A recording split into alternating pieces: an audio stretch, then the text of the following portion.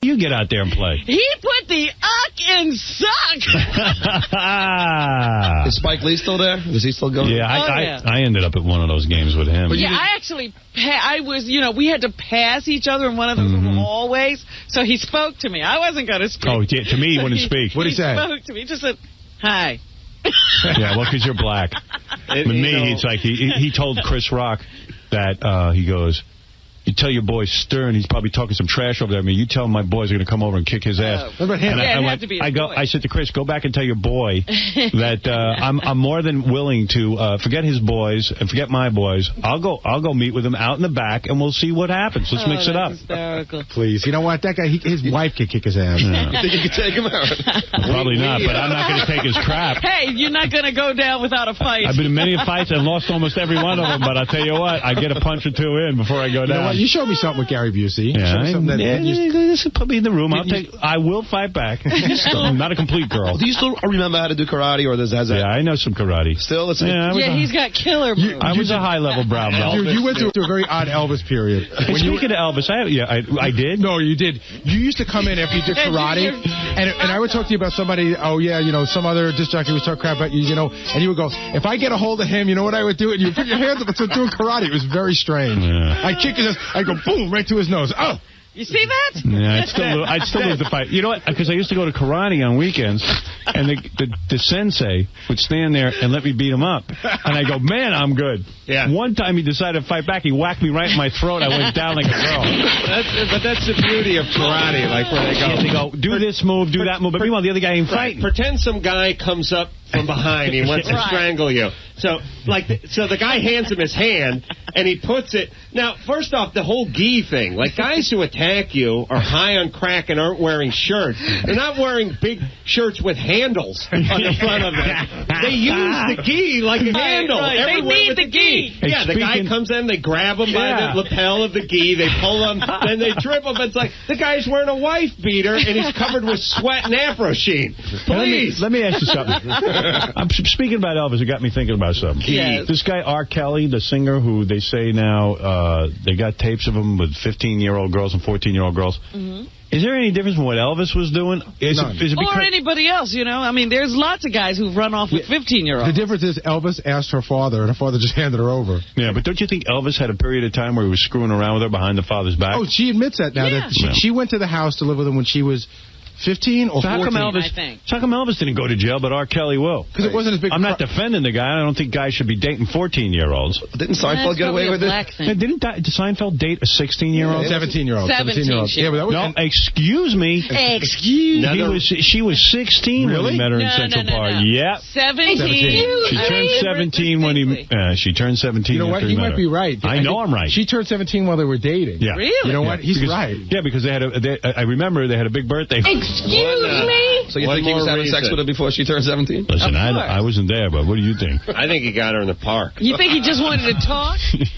Who knows? One more reason for the black state to choose if R. Kelly goes down for this. That's right. It's okay for Seinfeld. It's okay for Elvis, but I think Seinfeld, Elvis, and R. Kelly should all go to jail.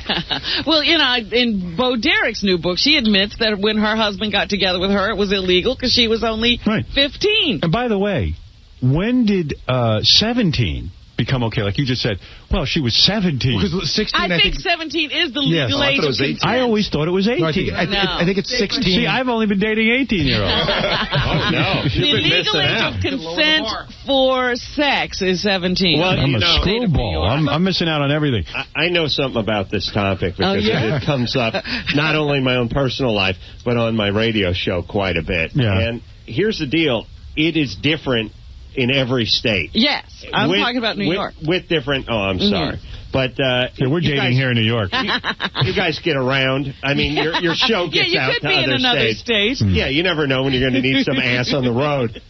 And, some states like Hawaii is completely different, and there's other states where, she can be 15 as long as you're 14 and have some retardation and stuff. There's all these crazy rules. I know. And here's the thing. We can't just pick a number and all vote on it. Agree. Like, We got it with booze. We got it with going into the Army. And we have voting. it for voting. Yeah, I like that the states want the right to determine what age you should date. Like they don't want to give that up to the federal government. Yeah, but there are some states where it's 12. Well, that's what I mean. But if you lived in one of those states, then you come out to New York for vacation, you see a hot 13-year-old, you nail her, next thing you know, you're in with Jason Williams. Well, you know what? That was Luis Bologna. Let me ask you, everybody has their own... Hey, how old are you now? I'm 37. All right. What's the youngest you would date? Sir, be serious. Well, I don't like talking a whole lot, so I'd say 20. 20. Yeah, I get. See, that's too young for me. Because I'm 48 now. I can't be dating. You wouldn't go 20. No, I'll tell you what. When I first got single, I did a little bit of dating. Right. And I was with some chick. We made love. And she says to me... You call that making love? Well, I was making love. She wasn't. So, I'm talking to her and everything, and we're talking, and she mentioned something about high school. And I said, oh, wait, she's about something about high school. So I go, well, how old are you exactly? And she goes, oh, I'm 22. You know, because she was talking about high school. Like, it was fairly recent. It was not that long ago. She wasn't that dumb that she was still in high school. So I was just like, man... I thought she was like, because I looked at her, I thought she was about 28, 29. I said, you're 22? 22 felt a little too young? Yeah, I said, you're too young for me. He goes, well, what do you want to do now? I said, I don't know. Can I take it back? I tell you feel like a woman, The whole relationship becomes... Well, we used to use phones that had these round dials on them. They didn't have they didn't have buttons. Yeah, I go, you ever see the movie Love Story? So what's your age, Howard? I think about... I mean, the youngest I would go? Yeah. 22. Like 25, maybe. Now, let me ask you a question. 26. Do you ever have the conversation in your head? He lies. He did go 22. Yeah. I did, but I didn't know. Do you ever have the conversation in your head, like, will it ever matter to you that you'll eventually probably date somebody younger than your daughter? I ain't going to do that. Well, yes, you will. Because in 8 years, your daughter will be 25, and you'll only be 50-something. Yeah, you'll still date a 25-year-old. What, are you moving the tape? You're not moving up. I'm not going younger. I'll just go the same age as my daughter. All right, so when she's... When your daughter's 40, what are you going to do? Yeah. Oh, then I'm dating younger. That's what I'll be 90. I'm not going to date younger. I ain't going to date no 90-year-old. When you're 90, you still want to date a 25-year-old.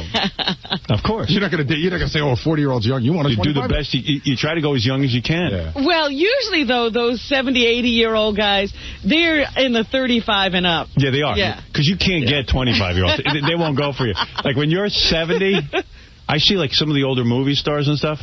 They get chicks, like, 40, but still look okay. Right. They're and some of them at 40. Yeah, like Papa John Phillips, when, you know, he was a Mamas and the Papas guy and everything. Like, I saw when he got older. Yeah, he was like with 40. No Michelle Phillips. Yeah, he wasn't with Michelle Phillips anymore, but he had chicks younger than him. Yeah, but that's Papa John. I mean, if you're a big celebrity. Like, you've seen, like, Rodney Dangerfield's wife? Yeah, she's hot. Yeah, look at Larry King. Yeah, that's true. You could do it. I had that old guy get Anna Nicole Smith. She was like 24 when he got her. He just paid her. Give me a break. I mean, you know. What do you think those guys are doing? What do you pay them to? When you're like that guy was smart. He was like, you know what? I got a nice hot piece of ass. Like Anna Nicole. I got to take a break. By the way. He said, "I'll give you half my fortune." Well, that's what Larry King says too. It's just he doesn't say it outright. Yeah, I mean, with Anna Nicole Smith, she knew the deal. She was marrying the guy. And she was like, hey, at least he's going to take care of me after he drops, which is going to be any day. Right. So I'll deal with the. All right, listen, I got to take a break. Because it's been an hour. We're going to take a break. We'll come back. We'll get to your phone calls right after these words. Here's Gary Garver with Jesse Ventura. Would you ever legalize marijuana? Would I? I can't legalize it. You got to have a legislature legalize it. You have to remember something. A governor doesn't make any laws. The legislature makes laws. I simply can veto or sign them into law. Is Vince McMahon really a dick? These are the kind of questions I'm not answering questions like that. You can ask me questions that are relevant. Okay, then you know what, guys? Nothing like that. Let's go. Sorry. Let's go. What do you think of Howard Stern? Let's go. I don't think of him. Okay, thanks a lot. You're listening to The Howard Stern Show. Yeah, that's her. Yeah. Hey, let's go to Lynn. Lynn, you're on the air. Hi, I wanted to talk to you about Adam Carolla today. I'm really, really loving Adam being on there, and I'm hoping that you get rid of Artie. Oh. Artie's out, Adam's in. Yes. Thank you, Howard. Nobody could fill Artie's small shoes. I think Adam can. Thank you. I Adam's appreciate great. that, but Artie's great. He'll be back. No, Adam's rope is tied to Jimmy Kimmel. he can't possibly come work here and leave Jimmy's side. Since when do you call penis a rope? Because those two things are... Adam's hitched himself to Jimmy in a big way. Yeah? Well, let me say this, and I hope Jimmy's listening. Jimmy is a star maker. Yeah. Yes. And you know. No, I met Jimmy. I was teaching boxing. Really? Yes. He got me on the radio, and he launched my career. So now you're feeling indebted to him. He launched Carson Daly's career. Did he? Absolutely. Carson Daly was like a kid. He met him in Palm Springs. So we can beat up Jimmy for bringing us Carson Daly? Yes, you have him to blame. The world has I read a review of him to blame. Carson Daly's new talk show. It basically said it was the biggest kiss-ass session on the planet. Well, what else is he going to do? I know. I like Carson. Let me ask you something. When is Jimmy going to launch Jimmy's career? He's so busy launching everyone else. Thank you. What's on TV? Hey, well, speaking of Carson Daly, did you know E picked up Carson Daly's show? Yes, we talked about that, as a matter of fact. So what else are you going to tell us that we already know? Tell us something we don't know. Did you know the president is George W. Bush? I wanted to tell you what was on TV tonight. Did you know that Jack Parr used to host the Tonight Show? Come on.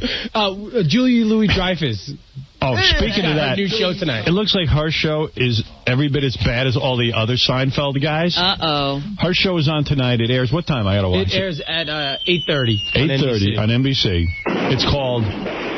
Watching Ellie. Yeah, Watching Ellie. From what I understand, they don't even say this in the reviews. Linda Stacy reviewed it yesterday. It's the worst review of a show ever. She gave it 1 star. I think the Jason Alexander show got better reviews. And this time, I think Julia Louis-Dreyfus demanded that her own husband, Brad Hall... Yeah, he had to develop the show, right? She demanded that he writes the show.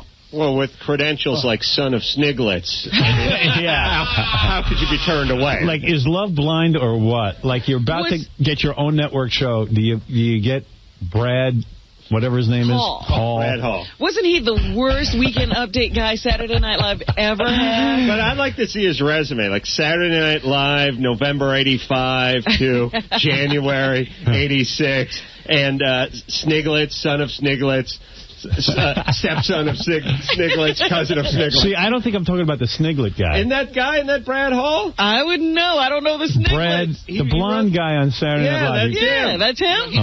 He didn't do Sniglets. Who did the Sniglets? His name is Brad. I don't know her husband's name. Anyway, find out who did the son of Sniglets. Her husband's name is Brad Hall. All right, listen to this. I don't even think he's the Brad Hall who had Sniglets, is what I'm saying. It was a different Brad Hall.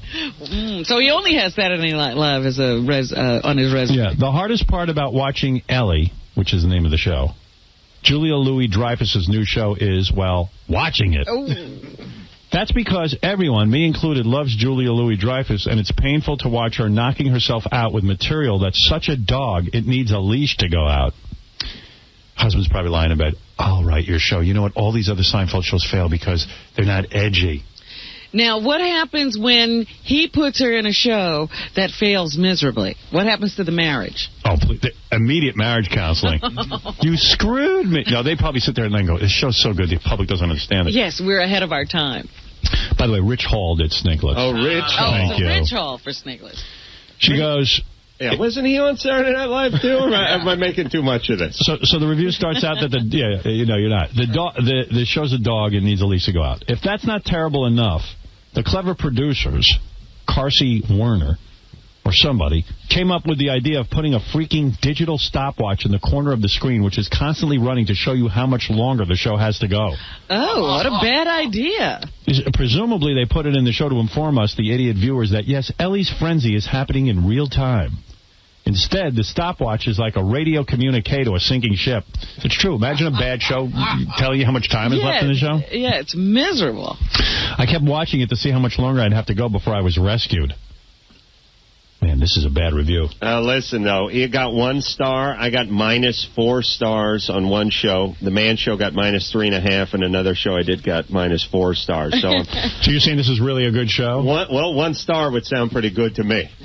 Right off, and I can't be too clear about this, it's not Louis-Dreyfus's fault. She's doing the best anybody could under the circumstances and the setup. Boy, this is the worst review. Ellie is supposed to... Aren't you glad, though, it's a bad show? Oh, yeah. I am, too. I'm glad that... I love Jason Alexander, but I'm glad they're all failing. I am, too. I like that they're all failing. But why do I like that? Explain that to me psychologically. But that's how you are. I mean, I'm like so bad, I hope our show sucks. Yeah. You want to be such an idiot. I'm so jealous, I even hope our show doesn't work. You know what? I was somewhere the other day, and they had a poster of Kramer, and I laughed because I said, yes, that's all he's ever going to be. He's Kramer. Yeah, he's the... Stop trying to be something else. Yeah, and, Seinfeld must love all of this. I wish Seinfeld would do another show and fail. Oh, yeah. That would be the ultimate. That's what would happen. He would fail again. But he should never, because now everyone looks at him as the genius. It's like the coach who leaves after the Super Bowl. Yeah, he can't do another show. The team goes 5-11 the next year, and you're the genius, whether your star players got hurt or whatever happened. But I'm fascinated that I am happy when other people fail. I've talked to my psychiatrist about it. It's basically that I feel that I should be the only person in the world entitled to a show business career. I don't think that's true. Yeah, well, that's what I say. That's what you say, but I don't think that's true. You think you should be the only person alive. Right. Forget about showbiz. Then there's no reason to be a showbiz. I should be the only person getting laid. Omega 2. You know what my fantasy was as a little child? What? That a nuclear bomb would go off. Yeah. And everyone would lose their vocal cords except for me. And I would be the only guy who could be an actor and could be used in voiceover commercials. Voiceover commercials? Yeah, and I would be rich. Because I knew I couldn't get to work otherwise. Everyone else would have to lose their voice. So you're the only guy left. I did the same thing if you replace vocal cord with male genitalia. Exact same fantasy. Exactly. No, I once got offered a movie about that. I once got offered a movie about that. I was the last guy on Earth with male genitalia. Really? And I had to bang everyone, including the president's wife. But I never did the movie. It seemed a little slim. After they got past the premise, there wasn't much left. Yeah. You know what's weird, though? What's weird is when you hate every other show, especially comedy show, other than your show, and you're asked to do a show like... I did Son of the Beach. I sabotaged the whole show. I lit the set on fire. No, you did a good job. I watched him on the dailies. Yeah. He's funny in it. He's good. Adam did a good job on Son of the Beach. But it is weird that when you're doing someone else's show and you're thinking, I hope this show isn't better than my show. Yeah, right. And you're like reading the script and you go, I'm in this show, but I kind of hope I don't want it to suck. Do well. But let's not have it do too good. Yeah. They don't want this thing to do well. Oh, goodness. I sat at home yesterday watching Son of the Beach dailies. That's where, we're shooting. And I'm watching the one with Gilbert Gottfried where he turns into Dracula. Yes. Gilbert's coming back. He plays Nakas Johnstein, an Israeli lifeguard. Yes. And Gilbert looks as funny as the lifeguard with a big beard. Because doesn't he have, like... Paste. He has a beard. Yeah, and a big hat. He gets bitten by a vampire, and he comes back as Noculusla. Oh, my goodness. Can't even say his name. It's so funny because you know how good he is? And he's dressed up, and they shoot him with, you can see his eyes, and everything else is in shadows. And he's Dracula, and he's so good at it. I got to bring in the dailies and just play a little bit of the tape. Really? That's how good it is. Oh, my goodness. It's the funniest friggin' thing you ever saw. And he's Dracula, and then he tries to hypnotize Kim Oya, who plays Kimberly. Right. So that she'll come with him and be one of the children of the day. Oh, the children of the night. Children of the night. Kimberly, you want adventure. You should see him. And he's into it. Of course he is. He loves that character. Is Kimberly the pregnant one, or am I allowed to say that? Yeah, you can say that. Oh, okay. Yeah, that's known. Yeah, wait a minute. How are they working around her pregnancy? Yeah, they figured out how to shoot her. They got a body double. Yeah. Like ferns in front of her belly. Oh, but that's she funny. is hot. She's hot, even pregnant. Yeah. Even better.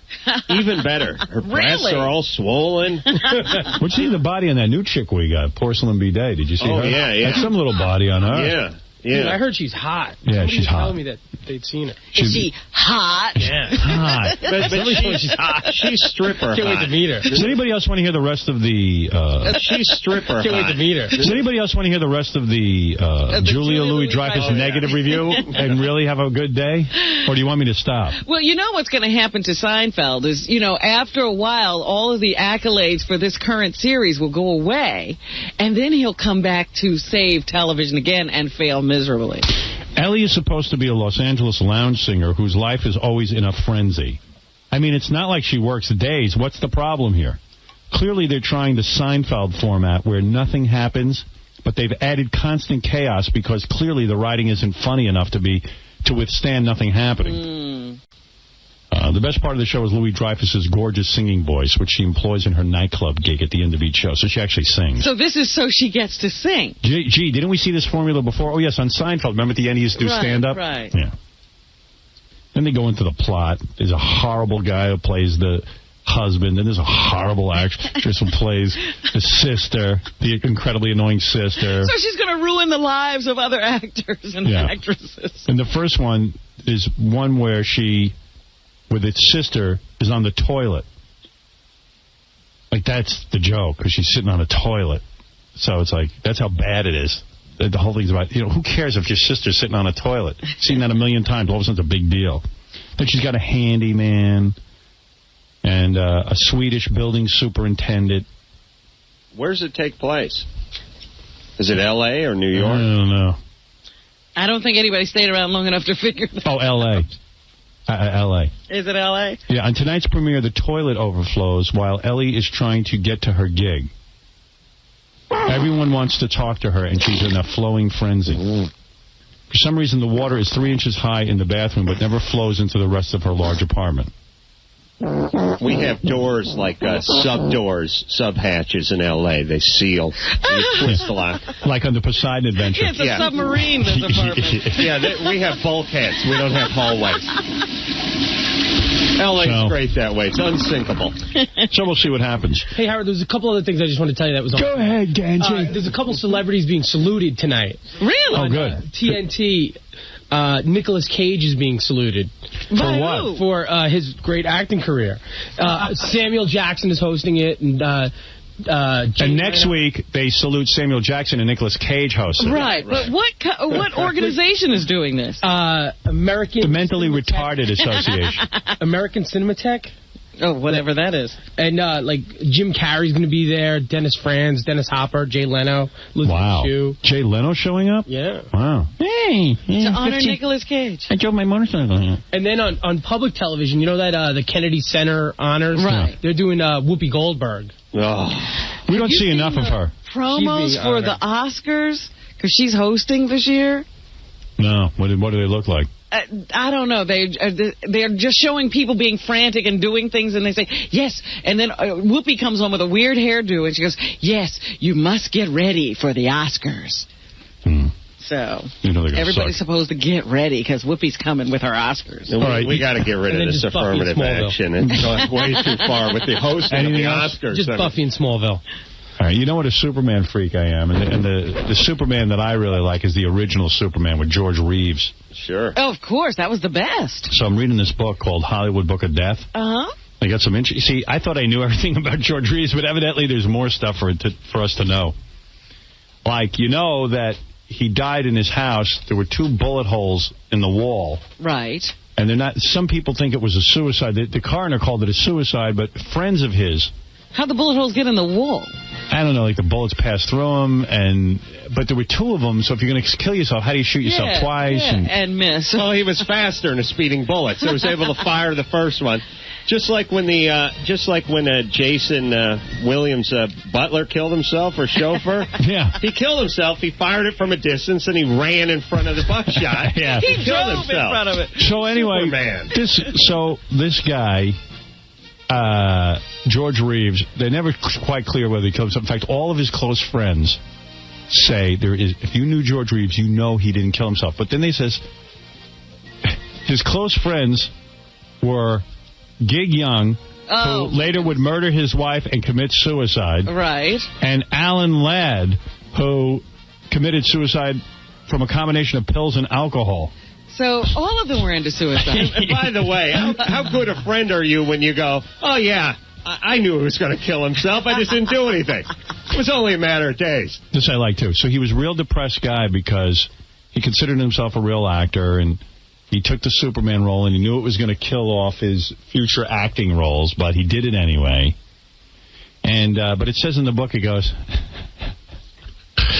things were really bad. He he had to wear that stupid Superman outfit and everything, and he had occasional screen roles, but, his TV image did harm his chances on the big screen. What was he doing before Superman? Nobody knows. He did a walk-on on Gone with the Wind. Yeah, he had 10 Oscars. Yeah. And then so then it says, soon, however, things turned around professionally for him. I go, oh, good. Oh, yeah, what happened?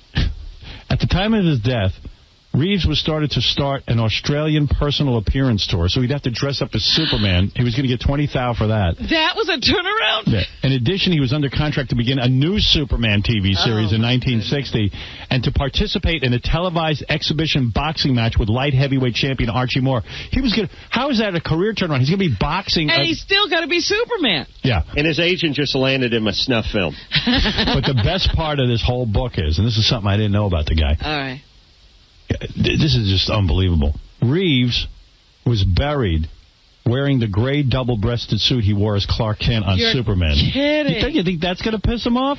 Well, now he's pissed in his grave. Yeah. To be fair, he was in it when he died. He was just too fat. They couldn't get him out of it. I think that's the funniest. That's like Tarzan was buried in a loincloth. No, he was. Well, Bela Lugosi, if you're going to bury me, and I'm this guy who plays Superman TV, at least put me in the Superman outfit.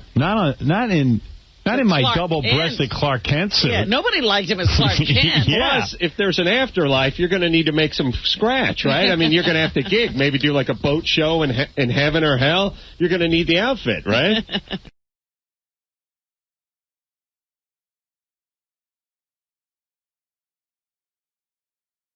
I'm elected, I would change the divorce laws. Good morning, everybody. Yeah. I just got back from Los Angeles. I was in Los Angeles. That's why we weren't here on Friday. I was out there. Miserable. It's nice to be miserable on both coasts. Really? It wasn't good? No, it was. I had to go do some annoying type business. And no break, no fun? No, I had some fun actually. Well, Friday I did the radio show. Got up at 4 in the morning, did the radio show, hopped on the plane at noon. Thursday, rather. Yeah. You did a show? No.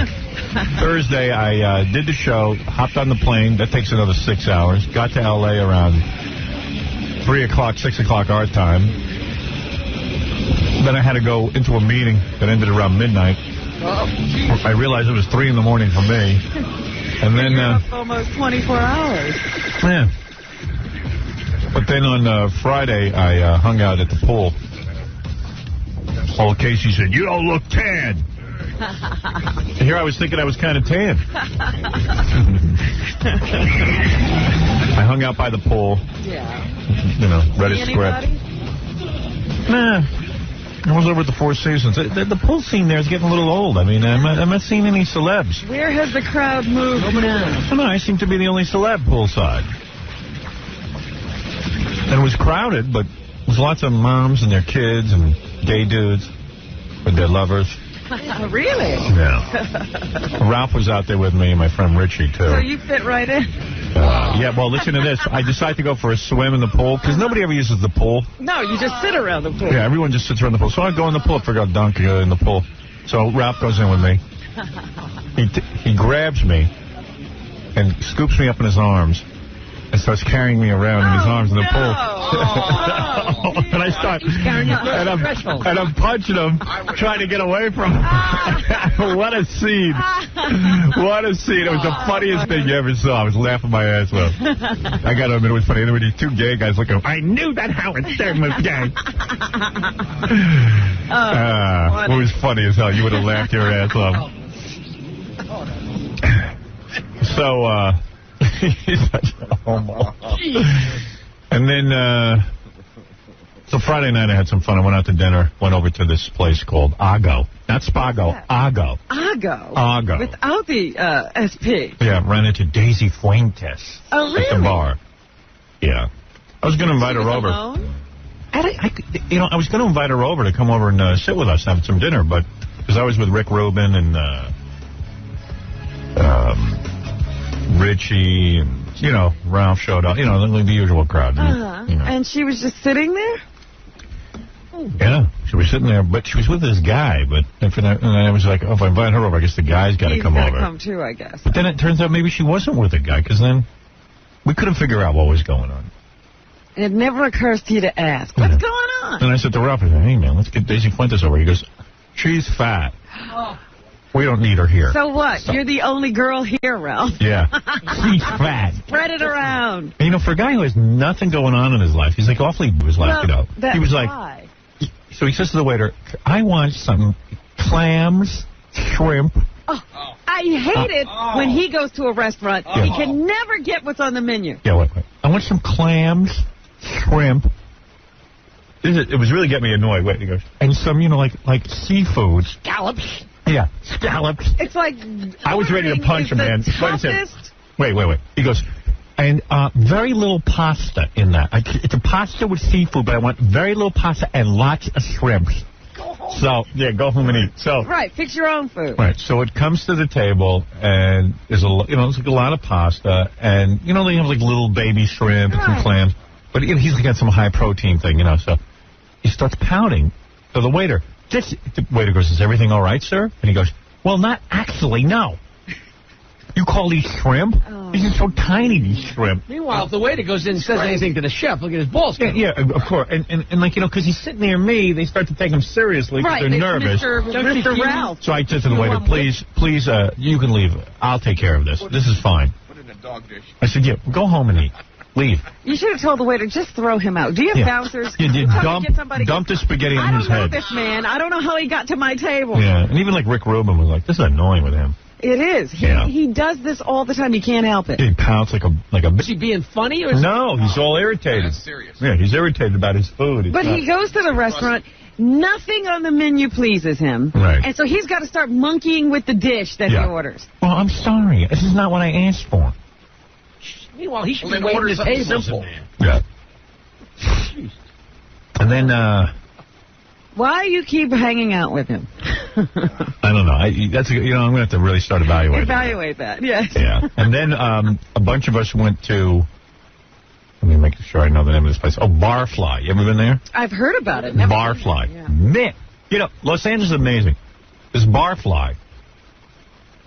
You know, how often do I get to go out? Mm-hmm. Barfly. You know, let me talk about this when we get back. Okay. All right, let me pick up at Barfly. Because I got a lot to say about L.A. and Barfly. All right. Barfly's a great scene, but I'll tell you all about it. If you ever get out to L.A., you got to check this out. We'll be back right after these words. I think Howard Stern is a moron. He's pathetic, he's low class, insensitive, a self-promoting sleazeball. I also think he's funny as hell. He cracks me up all the time. You know what I'm saying? I'm always laughing. I turn it on and go, this guy's good. Howard Stern Show.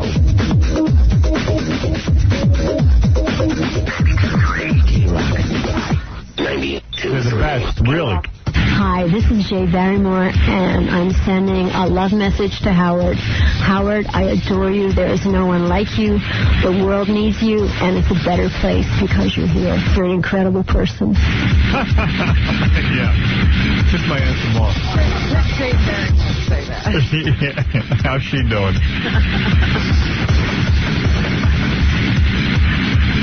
I got up at midnight last night, and I didn't get back to sleep till 4 o'clock. Then it was time to get up. Then it was time to get up, and I'm sitting here so drowsy. I can't begin to tell you. What are you, like jet lagged or something? Is that why? I don't know. I don't know. I think I get hungry during the middle of the night because I don't eat enough. Because I'm always trying to stay thin. And I never know exactly how much to eat, you know? Even on this protein thing, you just can't pop a little protein? No. Protein doesn't satisfy me. You know what satisfies me? A big hunk of bread. Oh. Some good old nasty bread and pasta with sauce. I like that. That puts me right to sleep. Especially when you haven't had it. Yeah, that bloats me, and that makes me fat, but it makes me go to sleep, too. Yeah, so I'm like a tiger. I lay in bed waiting for my next meal. I watch TV. I watch all kind of crap. I actually sat through a half hour of Richard Simmons last night with his how proud he is of his piece of crap that he sells, piece of plastic crap. Looks like a pocket calculator, but you just, what do you call it? You slap down the windows? Deal-a-meal. It's not Deal-a-meal. He's got a new thing. Oh, it's not Deal-a-meal. And this combines all his information and knowledge. I guess they got rid of all the Deal-a-meals. Oh. So here he was telling everybody. I don't know what the new name of it is. I won't sit and watch that. He was telling everybody to get the cards. Then these idiots buy the cards, and now that's no good. No, the cards don't work. Yeah, now he's got a plastic thing, and you just knock down the windows. So everybody who got the cards can now get those plastic windows. Yeah, so he's got something new. He's fat as a cow on this infomercial. And he wears the strangest clothes. Yeah, he dresses like a freak, and he's fat. And he's telling all these fatzos how to lose weight. He goes, first you got to get, this is the greatest. So, you eat 2 waffles, that's 2 starches. Slap the window down, 2 starches. This puts control in your life. This gives you the control. And you put down your waters. You have 2 cups of water. Oh, even the water. And your syrup is 1 fat, and your butter is another fat, because I can't eat waffles without syrup and butter. It's like, you know what? Suck my... You know what I'm saying? But I love that how he ends is with, it's your turn. Yeah. It's your turn. It's your turn to make me rich. It's your turn. It's your turn. It's like, go to Weight Watchers. And we always have to be so sad that we're crying. Yeah. Your turn. Then he gets this black guy who was used to weigh 400 pounds, and he came up there, and he's in pretty good shape. And he slapped down those windows? Yeah, supposedly. I don't see it. And then he gets people who lose 190 pounds, but they're still fat as cows. Yeah, like they need to lose 500. Yeah. Big fat bastards. Get a grip on reality. And I just can't stand that he's so wealthy for just doing nothing, except telling people, hey, man. Shuffle some cards or slap some windows. Yeah, and then there's a couple of inspirational windows. I want you to say to yourself every day, I am good enough, and then smack your window down, and every day you'll have to say, I am good. Don't be such a condescending little prick. Give me a break. I'm an adult. And then you see people sitting in the audience, nodding their heads at everything he says. And clapping. And clapping. Who's in the audience? Richard. You're good enough. You're good enough. Eat me, dickwad. Sick of it. I'm not obviously good enough. Yeah, and then he goes, and eating and exercise, sweat. When he says sweat, I want to vomit. I do. I want to throw up now. I'm feeling nauseous as I say it. Eating and sweating. You have to sweat. So he's got some concocted tape that he sells you. Where and then the big fatso's like, it's so much fun. It's dancing. It's not even exercise. And it's like, you know what? It is an exercise. I don't know what you're doing there. No wonder you're fat. The hokey pokey. And it disgusts me that America is just filled with so many fat people. It's like, come on. There's too much food in this country. They should make everybody hunt for their own food. Big and fat. Everybody would be thin and ripped. Right. Give everybody a knife and salt. Yeah, and go out and hunt. Maybe we'll throw in some matches. Yeah, you'll see all these fat yentas, and then he goes, and maybe you'll be selected to be on my cruise to lose. Imagine the losers, all on one cruise. My cruise to lose. They should just make everybody hunt. Does this look like you're suffering? Do you see what? Do you see what we're eating here? Does this look like you're suffering? No one in this country looks like they're suffering. Poor people are fat. It's disgraceful. Man, do I look like I'm suffering? Well. Unreal. Anyway, so I was telling you, I went out to L.A. So I did the radio show, did all that, hopped on the plane. No cool celebrities on the plane going there or coming back. Oh, must be a downtime. Hiatus time. Oh, you know what? I was in the airport. I ran into... So I'm walking, right? I'm walking to the plane through the airport in New York, and I hear this guy going, Howard. Just like that? Yeah, so I was like, Howard. And you know me. I just keep walking, because if you stop, it only means you're going to get delayed. Right. It's going to be some nonsense. So then the guy says, yelling out, John McEnroe. So, I see... Oh, John McEnroe was yelling your name? No, I'm a big fan of John McEnroe. I like John McEnroe. I always liked watching him play tennis. I always liked his wife. Patty. Both of them. Tatum and Patty. Wow. And I enjoy him when he does the commentary during tennis matches. Yes. Big fan. So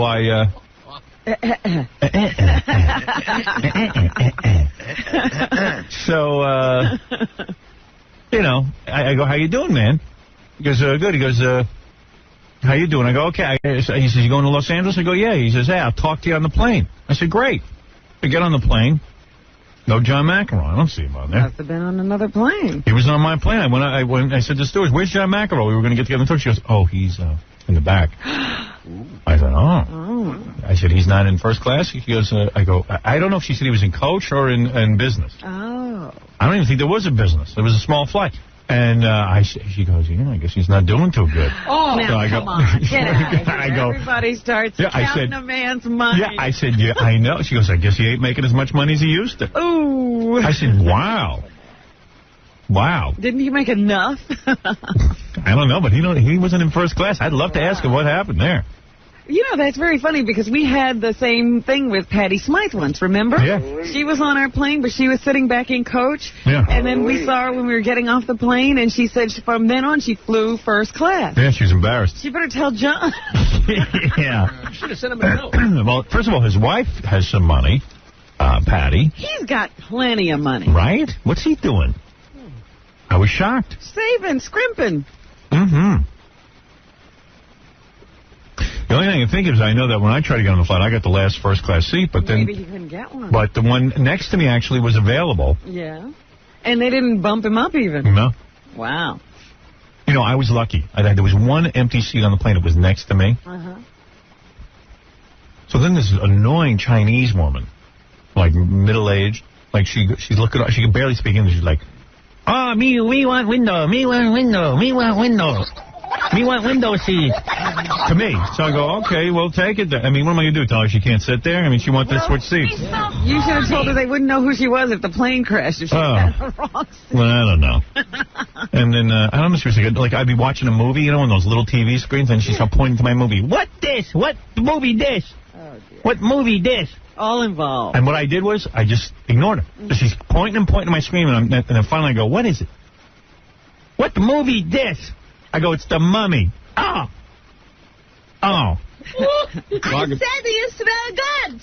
Like, she was really annoying. And all the people in first class had their feet, like, they all had their shoes off, and you can see their feet. Oh. And they walk into the bathroom with socks. With just, ooh. Yeah, with pee. There's pee all over the floor. And your feet will get wet. Yeah, I mean, why do people get on a plane and have to take all their shoes off? They get undressed like they have, no. I don't want to see your feet. And like all these broads, they all take off their shoes and their socks and their stinky feet, and they're like, they're relaxing with their feet.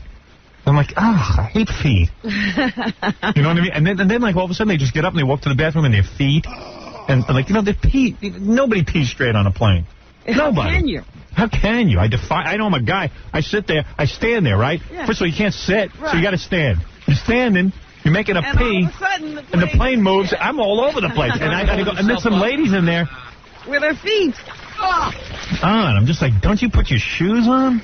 Don't you have any feeling? Yeah, God, don't you feel anything on your? Don't your feet get wet? And everyone's such a hippie. I hate hippies. They're all over the place. Yeah, it's just like disgusting. Everything's a disgust. I hate people. Oh dear. And then this woman, what do we eat? And then she gets her own personal movie, and she can't figure out how to work the movie thing, and then finally I just grab her headphones and plug them in for her, because she was making me pissed. Because like I'm trying to watch, and then she starts watching my movie over my shoulder. What you watching? Don't stick me next to these broads, these foreign broads. Honest to God, it's annoying. You suck! Oh man. I don't know.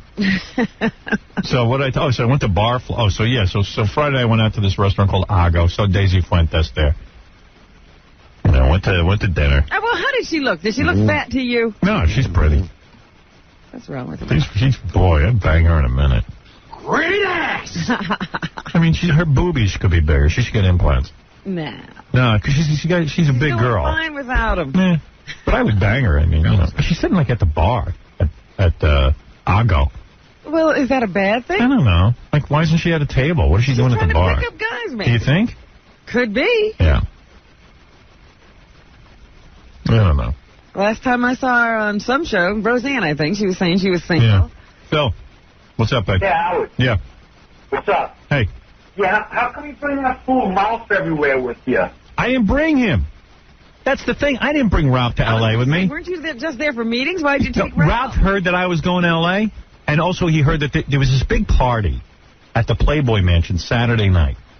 Supposed to be the greatest party. The greatest compilation of... Yeah, and I got invited, but I didn't go because I'm married. Oh. So, listen to this. There's a party at the Playboy Mansion. Every girl has to show up in pajamas, which means lingerie, and guys... One of those. And guys have to wear pajamas, and it's all hot chicks. Yeah. So Ralph You would have been in pajamas? No, I wasn't going. I said that, and also Hefner takes pictures of her. I'm going to go there and have him take pictures of me in pajamas? Great. How do you explain that at home? You know. Go explain that. That's a good one. Right. Ralph wants to go to the pajama party? Yeah, well, he went, evidently. He left a message on my machine saying... He got in? Well, yeah, he knows this dude, Hunter, that gets him into all these parties. Oh, who's Hunter? I don't know. And Rick Rubin was... I introduced Ralph to Rick Rubin, and Rick was going. I go, Rick, you're going to go in your pajamas? He goes, it is the greatest party in the world. Yeah. Yeah, I'm going. I go, Rick, what time are you going? 11 o'clock. Like, everyone starts getting the blood going. Right, start till. Yeah, I work. I mean, seriously, I'm the only guy in the world miserable. It's unbelievable. I work my ass off. Everybody else seems to be having a great time. At least they get some downtime to go have a great time. Yeah. I was just like, oh, man, I got to go home.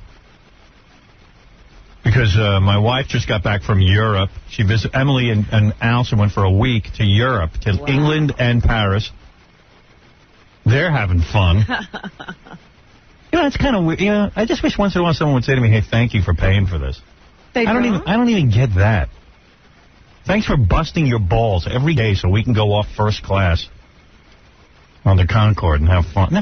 You know, you don't get appreciated or something. They went on the Concorde? Yeah, they went on. Jeez, Howard. First class accommodations, food, everything. The Concorde. They can't take the long flight. No. Why they got to be so quickly there? Why? Because I make a lot of money. And they got to get there fast. And they got to be fast and spend it. But, I mean, just say, hey, we had a great time thanks to you who busts his balls getting up at 4 o'clock in the morning. And I have to leave. What do they say? I leave L.A. not to go to the Playboy party so that, you know. What do they say? I don't ever say anything. No, what did they say? They come home. They had a great time. They brought me back a souvenir T-shirt. And they walk in the door and they go, wow. Yeah, it was great. We had a great time. Well, that's thanking you. No, it's not. Oh, it's not. That's not a thank you. Okay. That's not like, hey, thank God you make a living that I can pay. You needed the direct link. Once in a while I'd like to hear it. I mean, maybe once every 20 years I'd like to hear a thank you. I don't think I've heard one yet. Well, am I crazy to want that? A vague reference. Am I crazy to want that?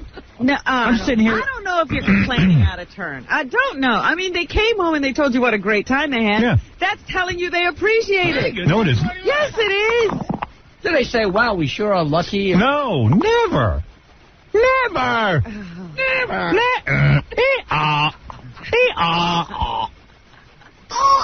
That's why guys have heart attacks and die. I don't think it's never. Never. You know, you're not there. How do you know? I know that Allison has said this to me. Mm-hmm. Oh, she says this. Oh, as long as she's thanking you. No, she's not thanking me. She tells me how much she appreciates you. Oh, really? Oh, jeez. I've never heard it. Tape it. Tape it if you hear it, okay? I haven't talked to her in a while. She could have stopped. But right. She used to say it. You know, yeah, so, anyway, I went to... you didn't go to the Playboy party? No, so I went, but I did get to go to this Barfly, which is unbelievable. You go in this place. It's a bar.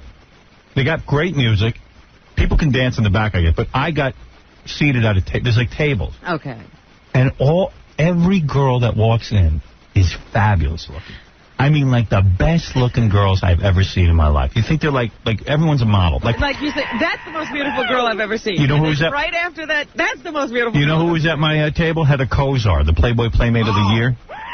And you know what? She was getting lost there. You wouldn't even, she was with a friend who was wearing one of these belly shirts, had the best belly I ever saw. I said, what do you do? Where do you model? She goes, oh, I'm a cop from Ohio. What? Yeah, she's a cop, and she looks like a model. I go, where are you a cop? What do you mean she's a cop from Ohio? What's she doing in L.A.? Her beat. She was visiting Heather.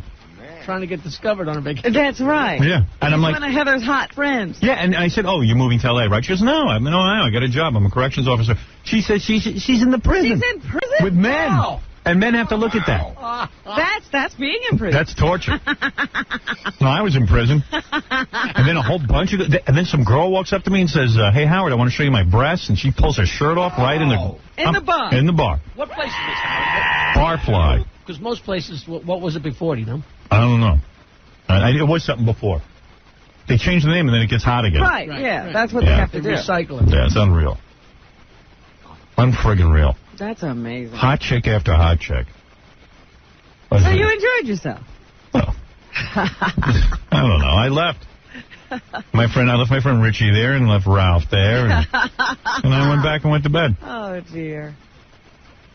You left Ralph with Heather. Heather was with her husband. That's a whole weird scene, too, because remember Heather Kozar? Yeah. The husband's like 40-something years old. Right. And she's like 19. Right. Yeah. Right. Well, and he doesn't sit with her. He stands like a bodyguard, like in front of the table. But she's under scrutiny. Right. He doesn't sit with her? No, he's like the bodyguard. It was a whole weird scene. That is I don't know what goes. I can't figure out L.A. and what goes on there. I don't want to. Yeah. I went over to Rick Rubin's house. Man, he's got some house. Rick Rubin is this dude who, he produces the Red Hot Chili Peppers and other bands, but he used to own, didn't he own Interscope Records or one of them? No, he was with Def America. Def Jam. And then it became Def America. Yeah. He's a real success. He produced my record album. He produced a million record albums. Well, he's got someplace. Yeah? Oh, my God. What was going on there? Nothing. I just wanted to see his house. I meant, what's in the house? Well, first of all, Rick's like trying to be eccentric, I think. Yes. A little bit. Well, he's been good at it so far. He's got a huge, long beard, and he doesn't smoke. I've never seen him get high. Never gets high. Never drinks. Nothing. Telling me he's a vegan. He wouldn't even eat cheese. We had a little cheese pizza. He wouldn't eat cheese. and meanwhile, he's fat. Okay, what does he eat? What is he? He's telling me he's exercising, he's doing meditating, he's yogaing. What? I go, Rick, you're chubby. What's he doing? I don't know. You're doing all this health stuff, but you're heavy. You can hardly eat anything, and you're still eating the wrong stuff. Yeah, so we went over his house. Yeah. And that's like, how big is the spread? I got to figure his house is at least 10,000 square feet, maybe more. Maybe more. And it's like right in the heart of L.A., but it overlooks like... It's up in the hills? Up in the hills, and then I can't figure out where I was, but just big rooms, and he's got a recording studio in his house. It's beautiful. Wow. It was hot. And then, you can walk out on balconies from each room. I was just like, man, he's living. Everything has a view. Yeah. And he's with hot chicks. Everyone's with the chicks. Everyone's with the chicks. Outside, inside, out, living La Vida Loca. She'll push and pull you down. Living La Vida Loca. Right. Why? So, so everyone was going to this. Everyone said, and then I see that guy Ian Ziering from Beverly Hills 90210, and his wife is like a Playboy playmate. Yeah, she is a Playboy playmate. Yeah, now she's one of the Bob Barker girls, you know. Oh, what is that? Price is Right. Price is Right. Yeah. She turns the things. Yeah. Yum, yum. She is beautiful. And he's like, hey, you going to the Playboy party tomorrow night? And I was like, no, I'm married. What's the point? I'm going to go there and meet chicks? F you. He seems like a nice guy, though. Yeah? Yeah, he seemed okay, you know. He's on my favorite show, Beverly Hills 90210. I know. So I told him, big fan. Did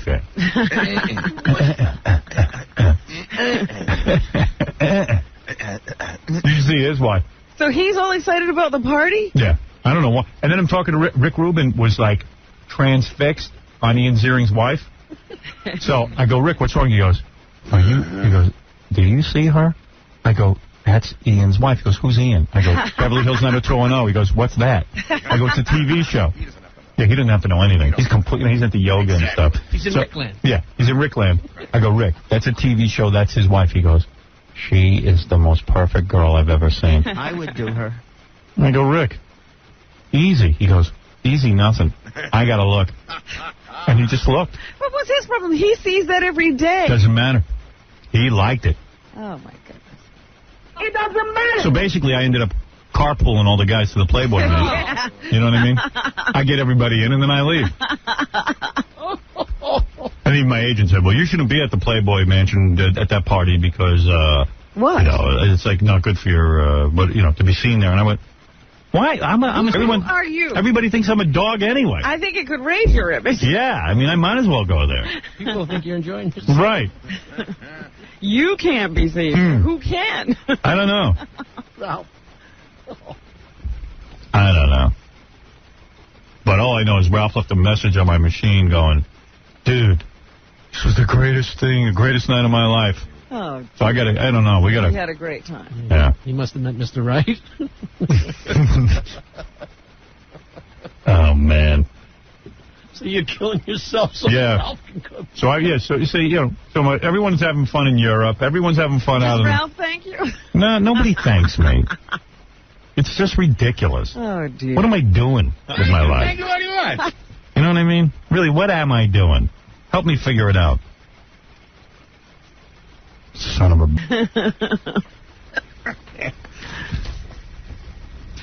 Yeah, Ron, you're on the air.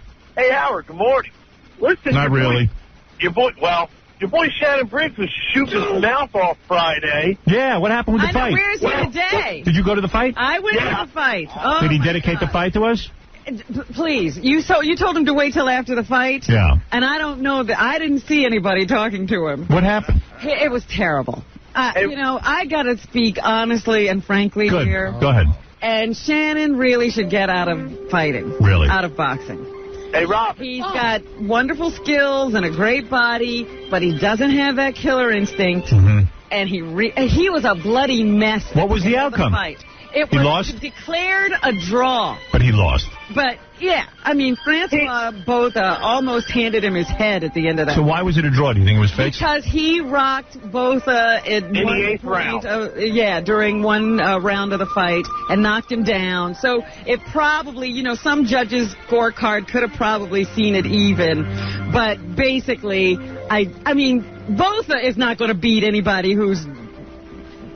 you know, he's not going to beat Lennox Lewis. He's not going to beat Evander Holyfield. And if he can't beat Botha, he might as well leave. Right. Howard, he got rocked. So bad. He was bleeding from everything on his head at the end of the fight. So didn't he say he'd come in here in a dress if he lost?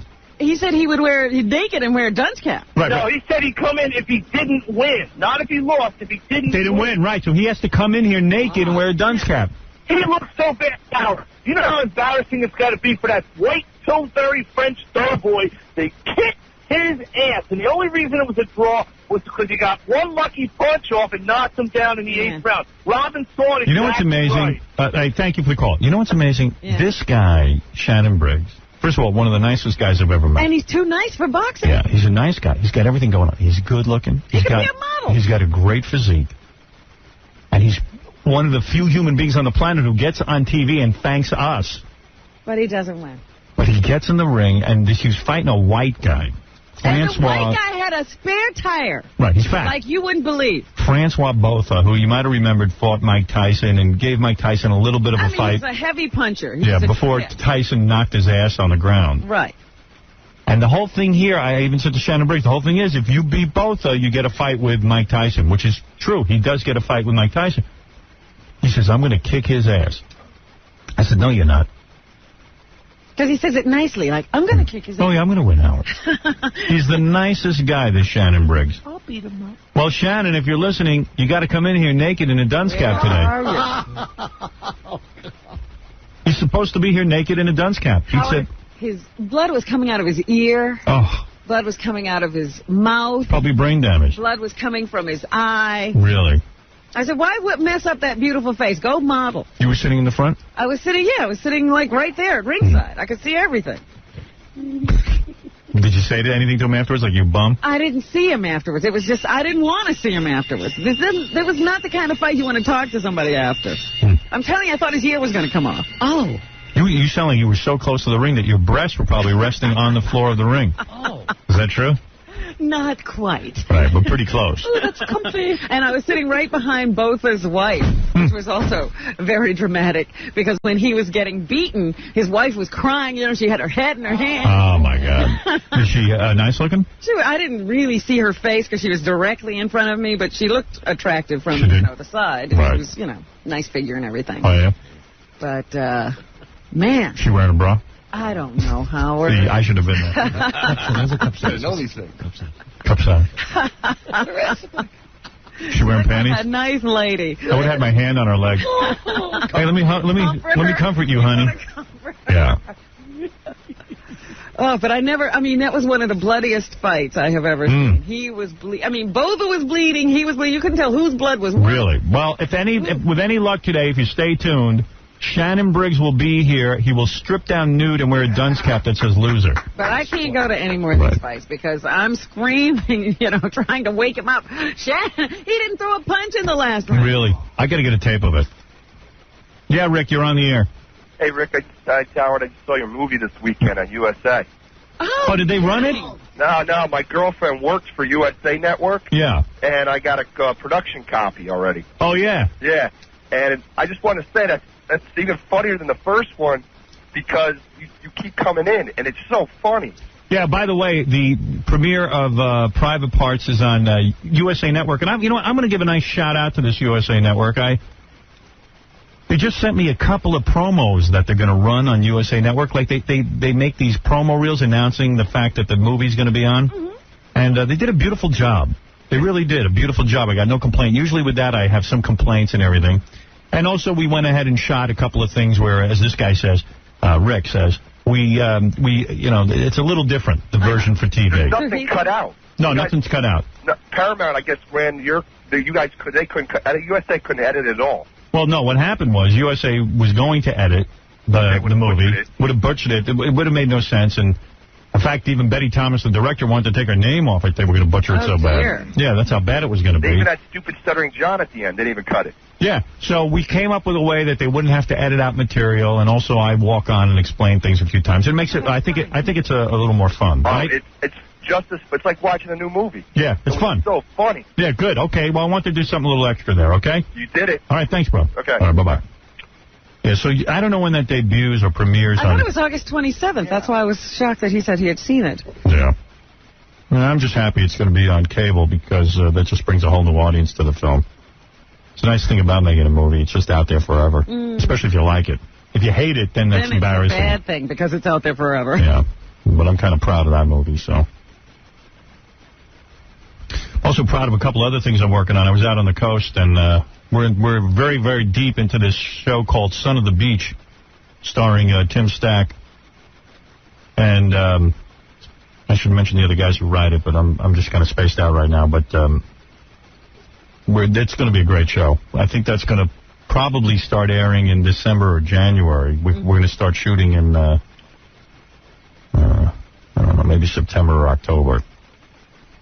Oh, God. And FX likes the show so much that they actually want to increase it to 13 episodes. Wow. Right off the bat. So I'm very, very excited about that. But I was just thinking that'll be another group of people who, you'll be reading about having a good time while you're still working. Oh, yeah, they're talking about, hey, we can't wait. The show takes place on the beach with lots of hot chicks. And, like, Tim's like, we got to start casting soon. And I go, you mean I'm going to miss all that? So every project I'm involved in, people have tons of fun. Yes, and you're still here. And I'm still here working. You're in charge of it. The wife and kids are in Europe, first class. Ralph's getting shrimp. Ralph's a shrimp at the Playboy Mansion. And the guys are out there casting for Son of the Beach. And you're here. And I'm here working. 4:30. I work, and by the way, I couldn't sleep last night. But you're here. But I'm here. I'm here like a dog.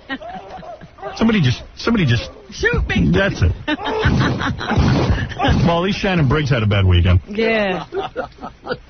I hope he comes in here and keeps his word. I hope he's a man of his word, at least. I bet he's going to be, yeah. Well, I didn't lose, but it was just awful. And the whole crowd was booing after the decision was read because it was so ridiculous. Hey, you're on the air, Ed. Hey, Howard. How are you? All right, how are you? Okay. That's good. I didn't get much sleep myself. I could be in bed right now. Anyway, I wanted to thank you for all the great laughs you've given me. Thank you. Hey, and I do appreciate, the hard work that you All right, thank you. Do you have a point? Yes, I do. Do you ever admit not being famous, not famous? You know, just going out into the public and... Oh, do you ever want to be anonymous again? Yeah, anonymous. That's exactly. Well, I'll tell you the truth. There are days that, you know, I would like to go to stores and maybe go shopping, or even like I went to the movies. I went to see Inspector Gadget with my kid, and, you know, everybody watches everything you do. Right. Even if they, you know, so but I must tell you, I love being famous. And I'll tell you why. Okay. I've been famous since I would say since I'm about 25 years old. You know? Uh-huh. And I remember what it was like not being famous. I don't know. The reality is, if I went to Argo to have dinner... You wouldn't have gotten in. I wouldn't have gotten in. And in reality, Daisy Fuentes would have spit on me if I wasn't famous. So, you know, to me, being famous is important because first of all, I have very low self-esteem. I'll be honest with you. I'm an insecure guy. I wasn't the type that could walk around and easily meet people. I had trouble fitting in. I'm disturbed. I'm self-conscious, almost bordering on paranoid. And being famous takes all of that away for me. Well, you can actually act like somebody's chasing you. Right. So I need to be famous, obviously. There is a great need there. Oh, well. But there are days that I wake up and I go, man, it would be great to just go for a walk and not have everybody stare at me. Well, believe it or not, I wouldn't want to be in your shoes. I would rather believe that. A normal average guy. I believe that. I believe you're probably having more fun than I am. Rather be a one-legged busboy. Right. Oh, all right. Well, I just wanted to, you know, ask you that question. Thank you. Well, thank you. I appreciate your question. All right. Thanks, Howard. And I appreciate my honesty. Thank you.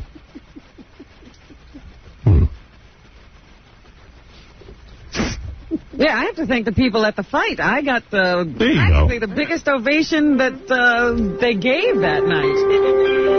It's not a me thing. It was for the show. But, you know, a lot of our fans were there, and they really cheered when they called my name. Really? That's nice. Yeah, that's a good feeling, you know? It is good. Hey, you know, it is good to be famous. Raymond, you're on the air. Hey, Howard, how are you? Howard, aren't dogs so much better than people? Yes. Oh, I love you it. on these tirades, man. I tell you something. It's so simple with a dog. I love my dog. I love that dog like you would not believe.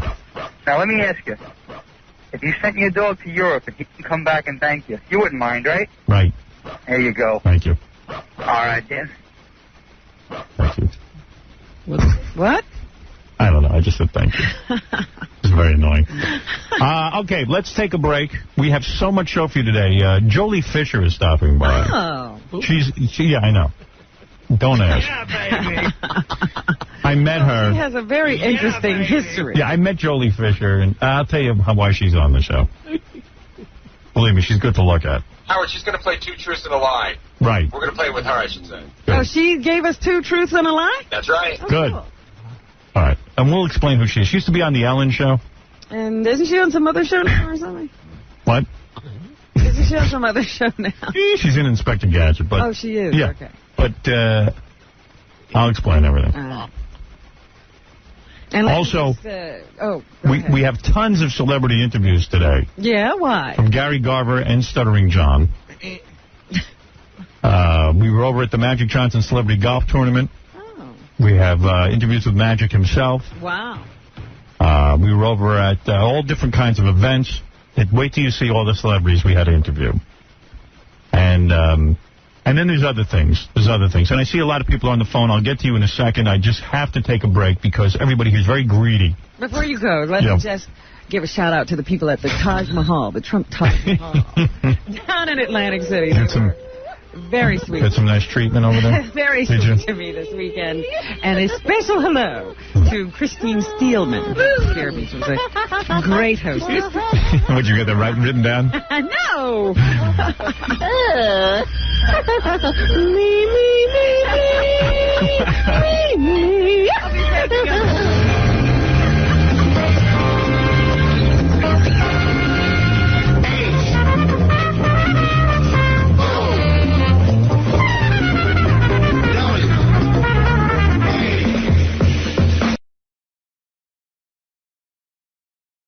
How could you control that? There's naked women around. Well, one way is you look at the ugly ones, you know. Yeah.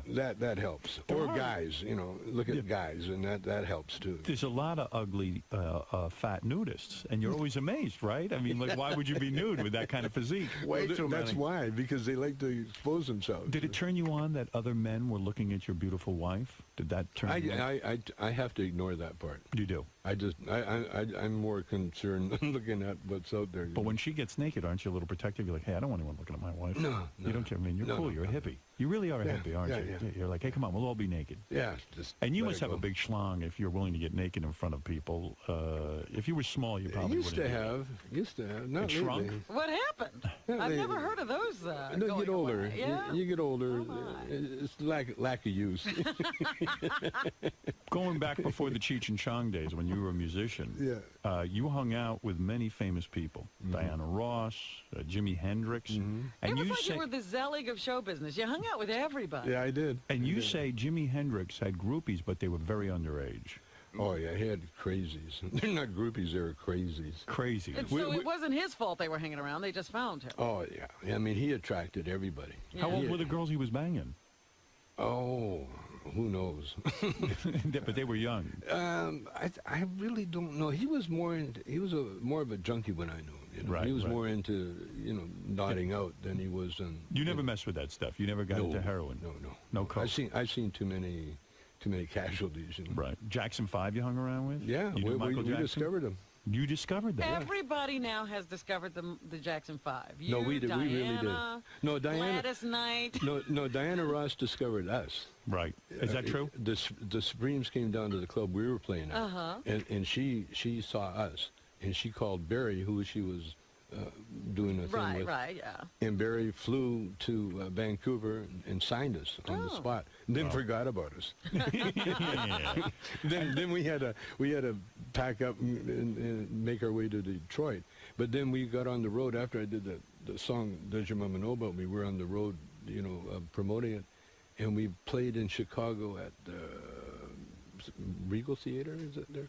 Because you guys in your movies, and that's where we found the Jackson 5. They opened for us. Oh wow! And and you told people about them? No, we took them. Bobby Taylor actually had them stay at Bobby's house for a month before the Motown hierarchy song. Does it make you sad to see what had happened with Michael Jackson? That he's like kind of like a freak. I've known Michael ever since. When he was a little 10-year-old kid, standing in a little box, combing his hair in the dress, And I've known Michael really, I've known pretty intimate, I knew him. He was at the top of his game when he was that age. Yeah. Right. And he never really got away from that age, that feeling. He was bigger than anybody at that age. Right. And then all of a sudden he grew up, but he still childlike. He still wanted to be that age. Yeah, he didn't want to get older. No, he was Peter Pan. He really was Peter Pan. Yeah, it's sad. But the rest of the family was kind of wacky too. Well, yeah, you're from Gary, Indiana, and all of a sudden you got millions of dollars. You're going to be wacky. You know what's funny with you guys in your movies? You made it out like you guys were shitty musicians. Like whenever you guys would start jamming with your guitars and stuff, it would always sound crappy. Work, yeah. So it was a put on. You were a professional musician. Yeah, it's for humor, Yeah, right. That was the only thing I had against Cheech, going on duets. He was trying to be serious, Right. And I try to tell him before, always be in a character, Right. A funny character doing the music, because, nothing more boring than a real good musician being a real good musician. When you were a musician, is that how you met Bob Dylan? No, Dylan came over to the house when I was a comedian. When you were a comedian and you were famous. Had a nice house in Malibu. Dylan was a fan of Cheech and Chong. Well, no, actually, Dylan, we had a mutual friend, a guy named Bob Gilbert. Right. Was this artist that built Dylan's house, and he built my house and Cheech's house and boats and everything else. And he was like a little go-between. And I was having Tai Chi lessons at my house. And Dylan's wife, Sarah, was part of the Tai Chi class. And then Dylan came over one day to play basketball. He liked basketball. You played one-on-one against Dylan? Cheech and I and Dylan, we all played. It was like a one-on-one thing. One-on-one? What, not a game of horse, but you would just play whoever got scored 5 baskets first? Yeah. Did you beat Dylan? I don't remember. I think so. All I remember is Dylan tried to drive by me, and I dumped him on his butt. It was sweet. Just bam. Was it that one time, or did you become friends? No, we're like, as much as you can become a Dylan friend, he's a weird guy. Oh yeah, like you guys are weird. He's almost weirder than you, man.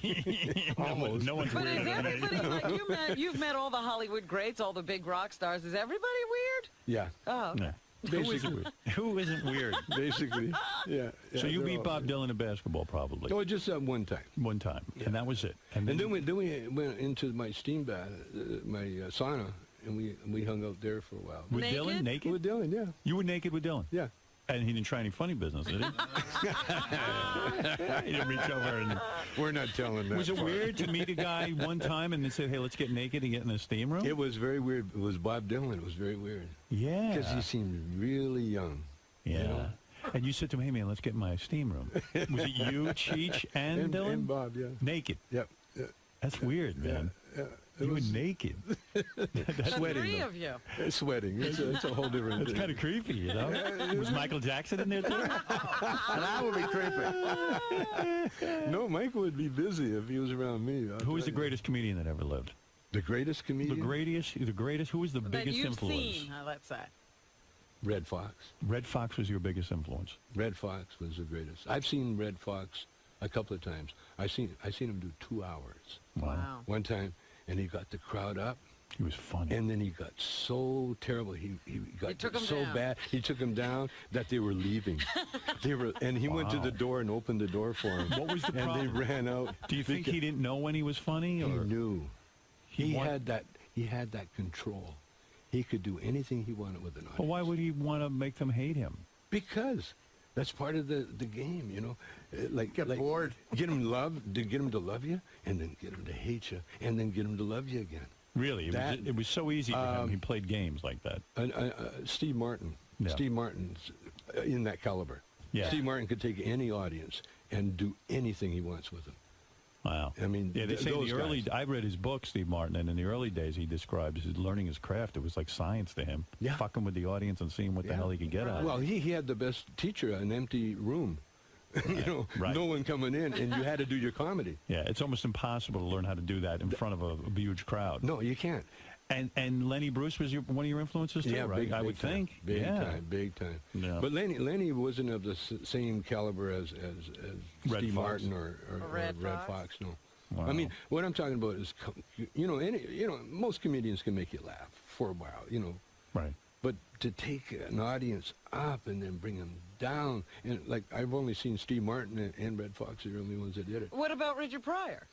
Well, Richard Pryor would do it, but Richard was more. If Richard was stoned, really stoned, coked out or something, you'd see some incredible stuff that you go, whoa, oh, I don't know if I wanted to see that. but when he was getting very popular in that, he never took that extra one where he would take him. He'd just make you laugh and laugh and laugh and laugh. Was George Carlin one of the greats? Yes, he was definitely. Carlin was more of a wordsmith, Right. Yeah. He could do anything with words. I saw him at a tribute to Mort Saul. Right. I saw all the great Jewish comics. And you told somebody that you thought George Carlin got very bitter toward the end of his life. He did? How do you know that? Just the word out, Why was he bitter? What was he having to be bitter about? Maybe he knew he was going to die or something. I don't know. Really? Well, how did that manifest itself? How did he become bitter? Well, he became bitter. He started, you know how he would attack the establishment? Well, he started attacking, like, homeless people. He was attacking everybody. He was attacking everybody. His last couple are real angry. That's bitter. Some guy. Homeless. Get a job. What do you mean? What are you hanging around with me for? So you never seem bitter to me. You always seem like just a happy guy. Like, no matter what life deals you, even going to jail. Even going to jail, and, you deal with all that. You just kind of go through life, man. I found the secret, man. What is the secret? The secret. Well, you know the secret. No, I don't. Yeah, I mean, do. I do, but you tell give us. it to us? Could you remind me again? What is good weed? No, the secret is new pussy. The secret is, you know how they say the muse? They talk about the muse? Yeah. Or watch Tiger Woods. Tiger Woods knows the secret. Yeah. See, there's a power. There's a power that drives us all? Pussy. Okay, it's a power. It's pussy. No. No, that's a sexual drive. Oh. No, the power, there's a power that drives every one of us. We all have access to it. But only the few, the greats, really know how to access that power. And Tiger Woods is one of them. You watch when Tiger had his broken leg. Are you talking about the Force? I the learned Force, what do you want to call it? Star The Wars. Force, or you want to call it the Presence? Are you talking about the Matrix? No. The Morian Guard, Jedi Master. I think I know what you're driving at. The here, Presence. man. Yeah. The Presence. Let's smoke a joint. Yeah. The Life Force. The Life Force. And you're saying Tiger Woods is on to it. Okay, you like when people write some great things or do operas or whatever, if you ask them, how did you do that? A lot of writers, they get, like Hemingway used to get drunk out of his skull so he'd get out of his own way so he could write. So it's that force that actually did the writing for him. And like Tiger Woods, when you watch him before he does a shot, he stands, he does a little meditation. He stands there, and then all of a sudden you can see it almost click in. He'll just almost like nod his head. Then he'll walk up, and then you hit the most incredible shot. So you're saying you have that? I know how to access it. You do? Yeah. Who taught you that? Who was your teacher? I've known all my life. You just knew how to do it? I've known all my life. Did you always know you'd be famous? Did you always know it would succeed, the Cheech and Chong duo? I once, I don't know if it was in this book or the other book, but I said one time I was in a car we had just played with Hendrix. Right. And I was in the car with the band, and I said, I'm going to be bigger than Hendrix someday. And the whole band looked at me like, are you nuts? Put it into perspective, though. Put it into perspective. Was Cheech and Chong the biggest comedy act in the world? It's going to be. It's gonna be? You mean there's still life in Cheech and Chong? Oh, yeah. What do you mean it's going to be? It is, we haven't, though, right? No, we haven't. Did you sell more records than Steve Martin? Oh, yeah, I think so. And your movies were made millions and millions of dollars. Bigger than anybody. Are you the top rental. Are you honored that, now the pot movie is coming back, with this Pineapple Express? Yeah, we just had Seth Rogen on. I thought he did a pretty good homage to you. Love it. Love it. You like that. Did you see Pineapple Express? Not yet. Yeah, they smoke a lot of weed in it. Oh, I love Knocked Up. Knocked Up, to me, is one of the best bouncer dialogue in the world. I've never seen anything better than that. I love Seth. Tommy Chong's book, Cheech and Chong, is in stores now. Now, I should tell you that Tommy will be signing copies of his book today at noon, and you got to meet this guy. I don't know. There's some aura about him. Well, He's just a good guy. He's got that power, the force. He does have the force. No, access. I know how to access. Yeah. And what he's saying is, if that power knows how to putt really good, you could be Tiger Woods. Tommy, believe it or not, you could even touch him, maybe. I don't know. Tommy maybe get a little bit. Yeah, maybe get some of the force. You guys have to read the book because it's an amazing life. I mean, including smoking weed with Arnold Schwarzenegger is in your past. I mean, well, is it Arnold weird? has admitted to that. We're not outing him, are we? No. Is it weird now to see the guy you used to smoke weed with? Yeah, Is the governor? I've seen him. I seen him just recently. Did you? Where'd you see him? In the Starbucks. We go to the same Starbucks, and he looked at me and he recognized me right away. He said, "Tommy," he said. I said, "You remember me, Arnold?" He goes, "Oh yes." He said, "We both had a dream." We both had a dream. Yeah. He said, "Yeah, he did that." Except you ended up in jail, and I'm in the governor's mansion. He didn't have that far. So that was the whole interaction. Here's a guy you shared a joint with, and that's all he had to say. But we looked at. But every time I've seen Arnold, we have a connection because we did Up and Smoke first before he did his movies, right? And so he was a groupie right away, right? Because he knew me before I even was Cheech and Chong, right? And then all of a sudden he saw me come up with Cheech, and all of a sudden I'm doing movies, and this is what he was into, right? And so he knew me from that level. And then we tried to get him to help me get out of jail. And so he knew me from that level. I remember that, You went to him for a pardon, didn't you? Well, we went to see if, we had people talk to him to see whether or not he could do anything. And he didn't step in? Oh, no. No, he stayed totally away from Well, how do you feel about that? Oh, I understand it totally. He's a Republican. Come on. Well, he couldn't be releasing a pot guy, could he? What was the saddest moment in your life? Do you address this in the book? I don't think I do. But what is the saddest moment in your life? I mean, it seems like such a blessed life, but there had to be some real downers. He went to jail, Howard. Was that the saddest moment in your life? No, good question. when I realized that Cheech and I had broken up. That was it. When I went to the movie, when I realized that he was doing another movie without me, and I actually come across, they were shooting a location scouting or something, and I came across the whole crew that used to work for me, and there was Cheech, and they just kind of went, hey, how are you doing? They just walked down by me, and that was the saddest. That was the saddest time. What broke you two up? He did another movie. What was that movie? Born in East L.A. Yeah, it's a good movie. And he never even told you. He just said, "I'm." No, he told me. He did. He says, "I got offered a movie without you." Wow. And I'm going to take it. You felt that was betrayal, didn't you? Oh yeah, big time. Is that the one he did with Eric Roberts? Roberts? No. Did you say to him, "Hey, Cheech, wait a second. Come on, we got a huge thing here. We beat all the odds." It's funny. You know what I said? How about the act? What about our act? He says, "You got it." He gave it to me. He said, "You got it." And then just recently, how about the act? Okay, I want it back. Not so fast, white man. No, it turned out so perfect because had we stayed together, we wouldn't be together now. Right. We would have been over. We would have been done, over with.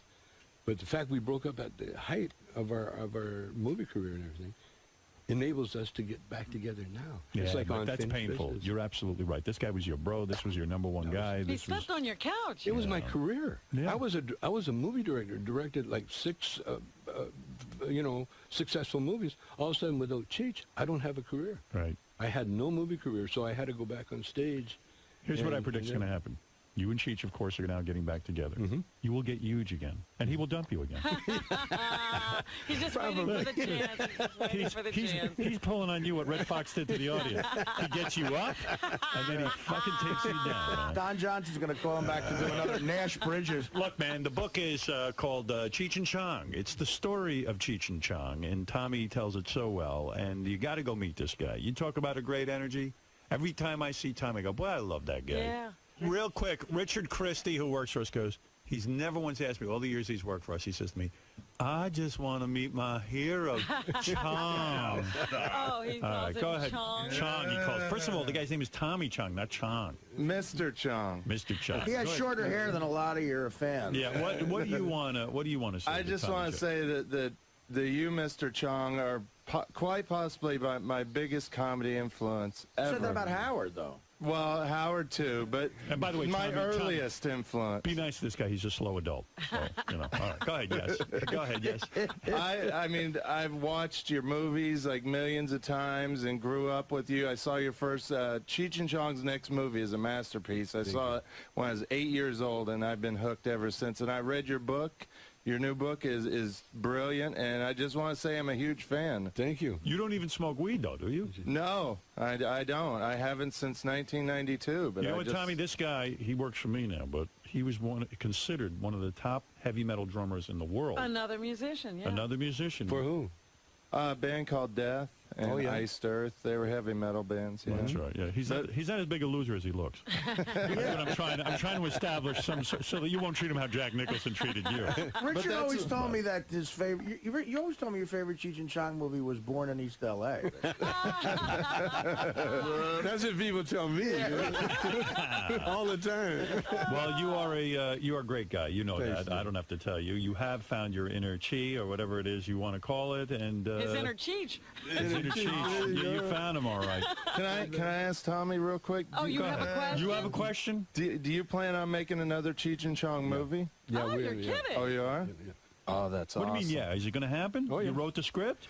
Not yet, but we're doing a concert movie for the Weinsteins, and then right after that we're talking about a series of them. So you're going to have to play some sort of older stoner now, right? I mean, you gotta. The great thing about comedians, the older you get, the funnier you get, And the movie you're planning, is it just Cheech or both of you? Yeah. Will Cheech do the movie without you? So far, if he gets a chance, he will. So far, it's both of us. You know what I should do? I should call up Cheech and say, Cheech, listen, I know you're getting back with Tommy. I got a movie for you. I have a movie just for you. You got to dump that guy again. Howard, real quick, too, one of the funniest moments ever on your show, and they replayed this on Master Tape Theater last Sunday, was you had Tommy on the phone in 1997, and he was looking for a new Cheech for his movie. Yeah.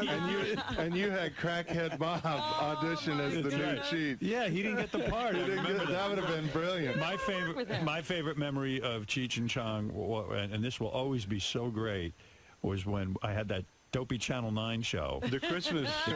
Oh, yes. We were taping Christmas special, and I asked Cheech and Chong if they would be a part of it, and they agreed to be, which was thrilling for me. And we wrote a whole Christmas show, and Tommy was in this sketch where I played the Virgin Mother, and you guys were the wise men. Right, I remember and you were them smoking now on tons those of weed. horses. And you gave birth I gave birth to baby Jesus. Dan Foreman. To Dan Foreman, baby Jesus. When Channel 9 saw it, and it was funny, and when Channel 9 saw it, they said, there's no way we're airing this. It took, our Christmas special didn't get on until July. I had to beg them to show this, and they finally showed it, and they got so many complaints. And it was just unbelievable. And I said to them, don't you guys understand?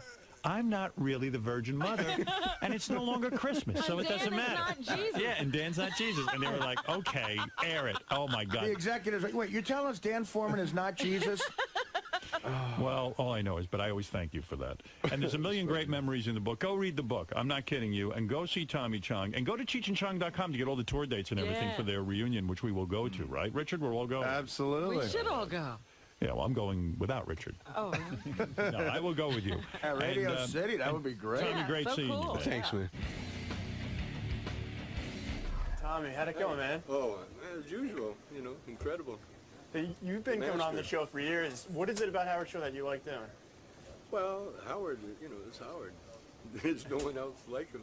But we've been around long enough to find that out. Everybody tries, but no one really even comes close. And Robin, see? Robin's always a plus. Well, that's part of his strength. Howard knows what makes him great. Cool. So it sounds like things are going really well for you, man. Incredible. You got the tour, you got the book. I think it's karma, I went to jail, and now it's payback. It's your turn now. Everything's happening, and it's crazy. Like I wrote the book, I had no idea we were going to do the tour. And after I wrote the book, I'm thinking, I need a good gimmick for the book. And all of a sudden, Cheech and Chong are back together again. And I got a book about Cheech and Chong, so it works out good. A live, brand new show. I'm trying to figure out which mic George is on. It's been so long, I can't remember. George, what mic? George is here. Hold on, wait. Hold on a second. Say something. Good morning. Good morning. Guess Am I on? Yeah, I couldn't remember which. Good morning. How are you? I couldn't remember. Just fine. I couldn't remember which switch worked the microphone for your.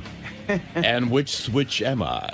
You're number 4. I'm number 4. Number 4. 1, 2, 3, 4. What a great voice. How are you, George? Iconic voice. When's the last time you were here? I think it's been more than 3 months. It's been much too long. And congratulations to you on many, many counts. Certainly on your upcoming wedding and the merger of Sirius and XM. There's another marriage, that's right. And congratulations to you on California allowing gay marriage and the fact that you and Brad are getting married.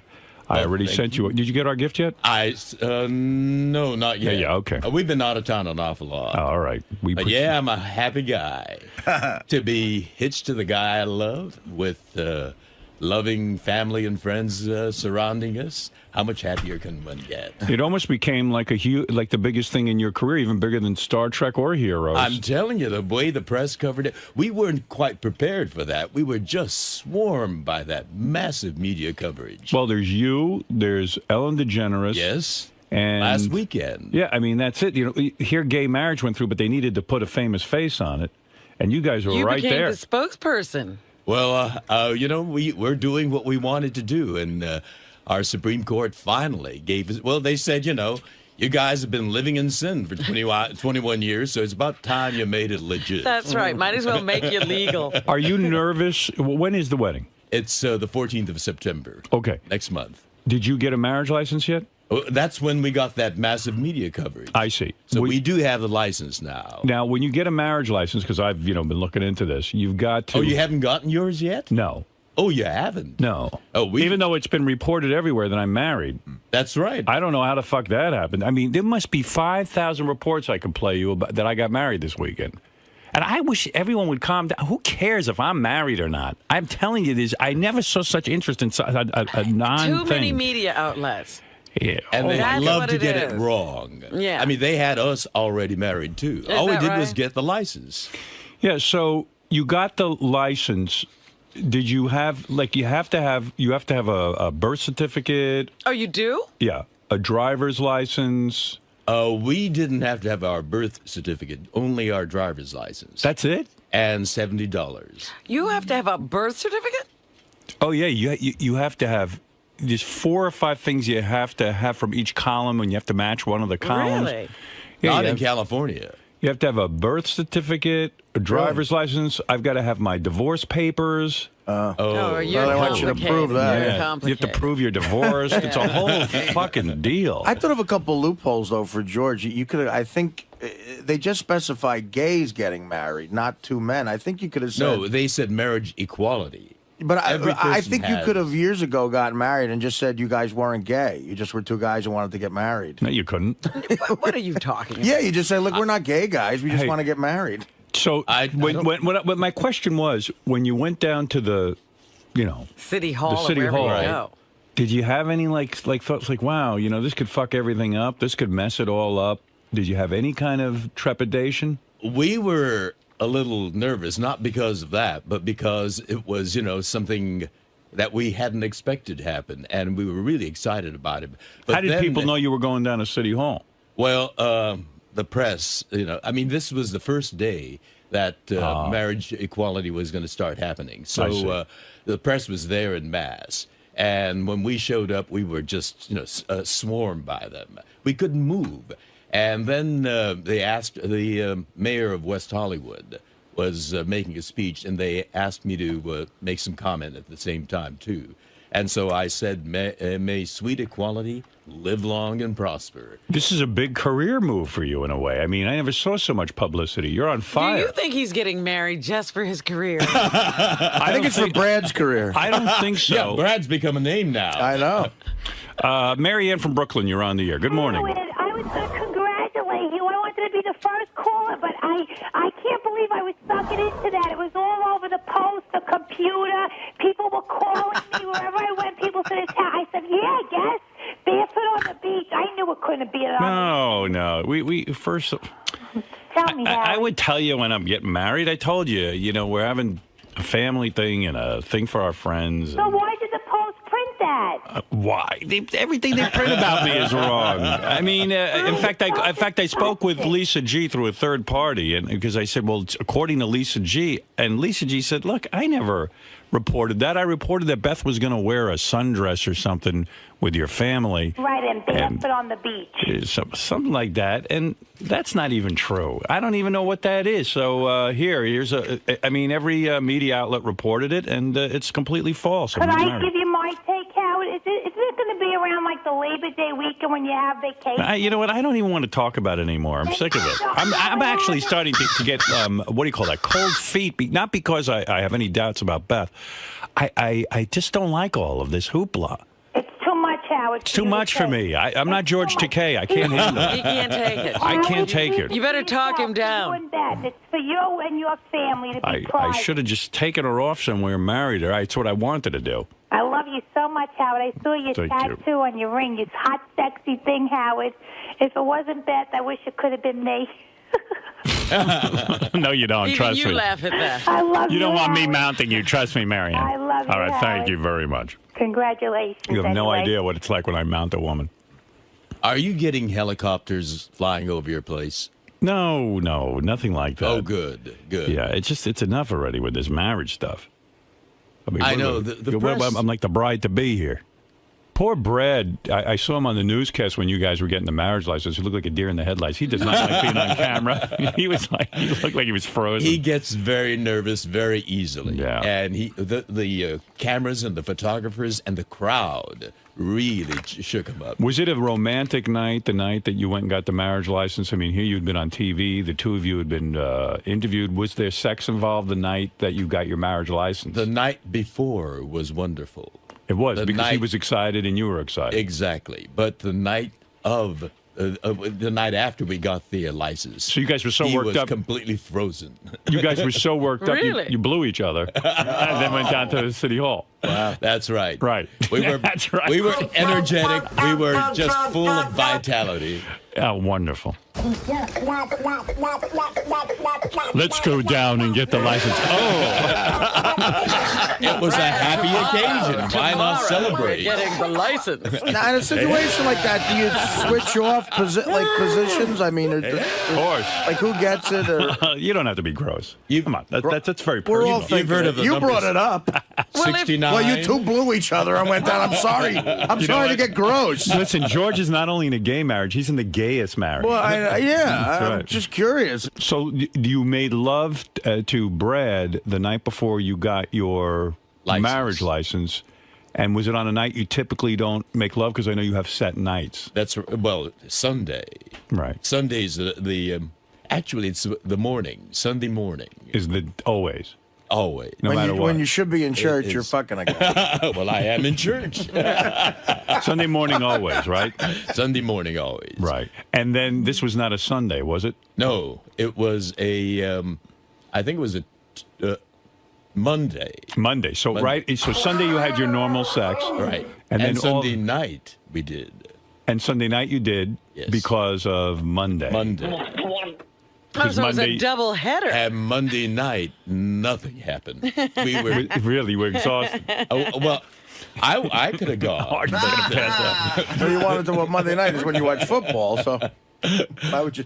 Brad was all frozen up. He was so he was a nervous wreck. Right. Really? Yeah. I understand that. Is Because he first getting of all, cold feet? We're talking to George. No, Maybe because there was- Brad is getting cold feet. because there's he's not used to all this attention. I mean, I understand. But they were at home. He was going but he was going down to City Hall, and reporters are going to cover this thing. And what about your penis? The one show, Thank you. Good Morning America. I think it was Good Morning America. You guys were next to each other, and Brad, he had a smile concreted to his face. Yes, that expression never changed. And he kept you guys did look like the happiest two people alive. We did feel which great. was nice. Brad looks like a guy who's not out of the closet and just got outed. He's just like, it's hard on Brad. It is hard. But you don't think this will have any deleterious effect? Deleterious. It's going to be a joyful thing. You don't see it changing at all when you say those vows and now you're committed to each other? Well, we've never gone there before, so we don't know what's going to happen.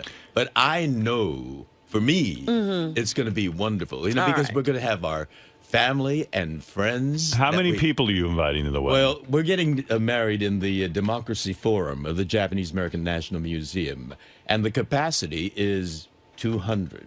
Right. And, we have a long, long list of dear friends.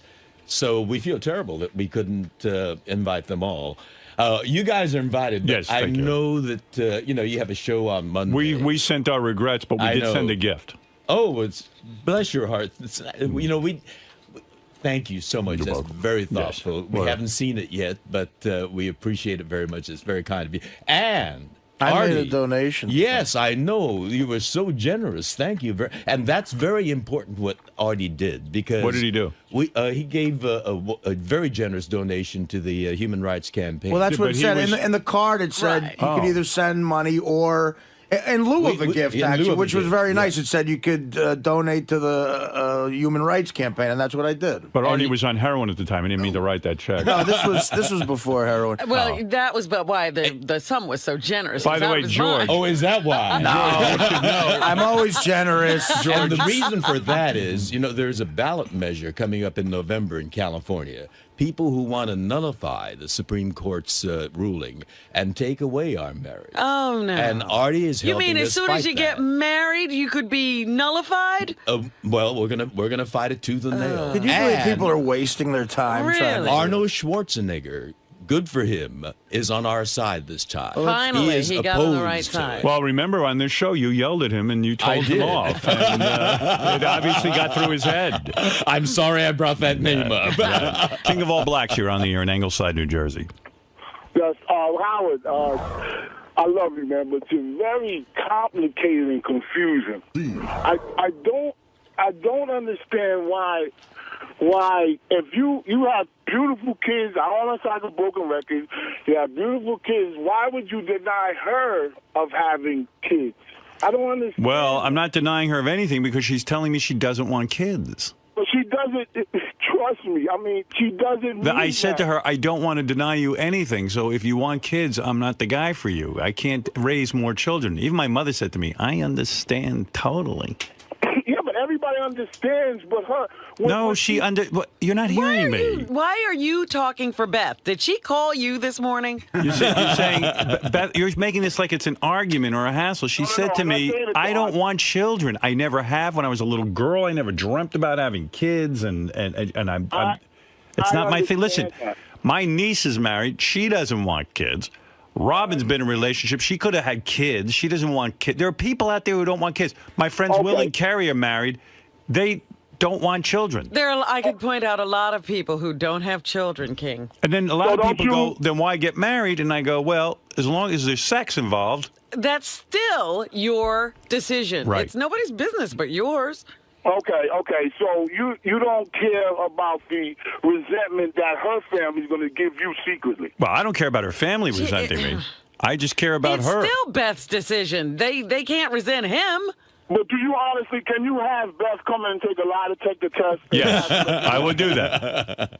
Should I do that? I'll do that. Why would you do that? I mean, you got to you have to trust your spouse. No, all right. Yeah, I won't do that. I trust my spouse. You better not. You better not. Where does it end? How many that you can make in a relationship? We'll have her in here every week. Beth said to me, if she feels like having kids, then she'll end the marriage. Right. Yeah, right. That's what she said.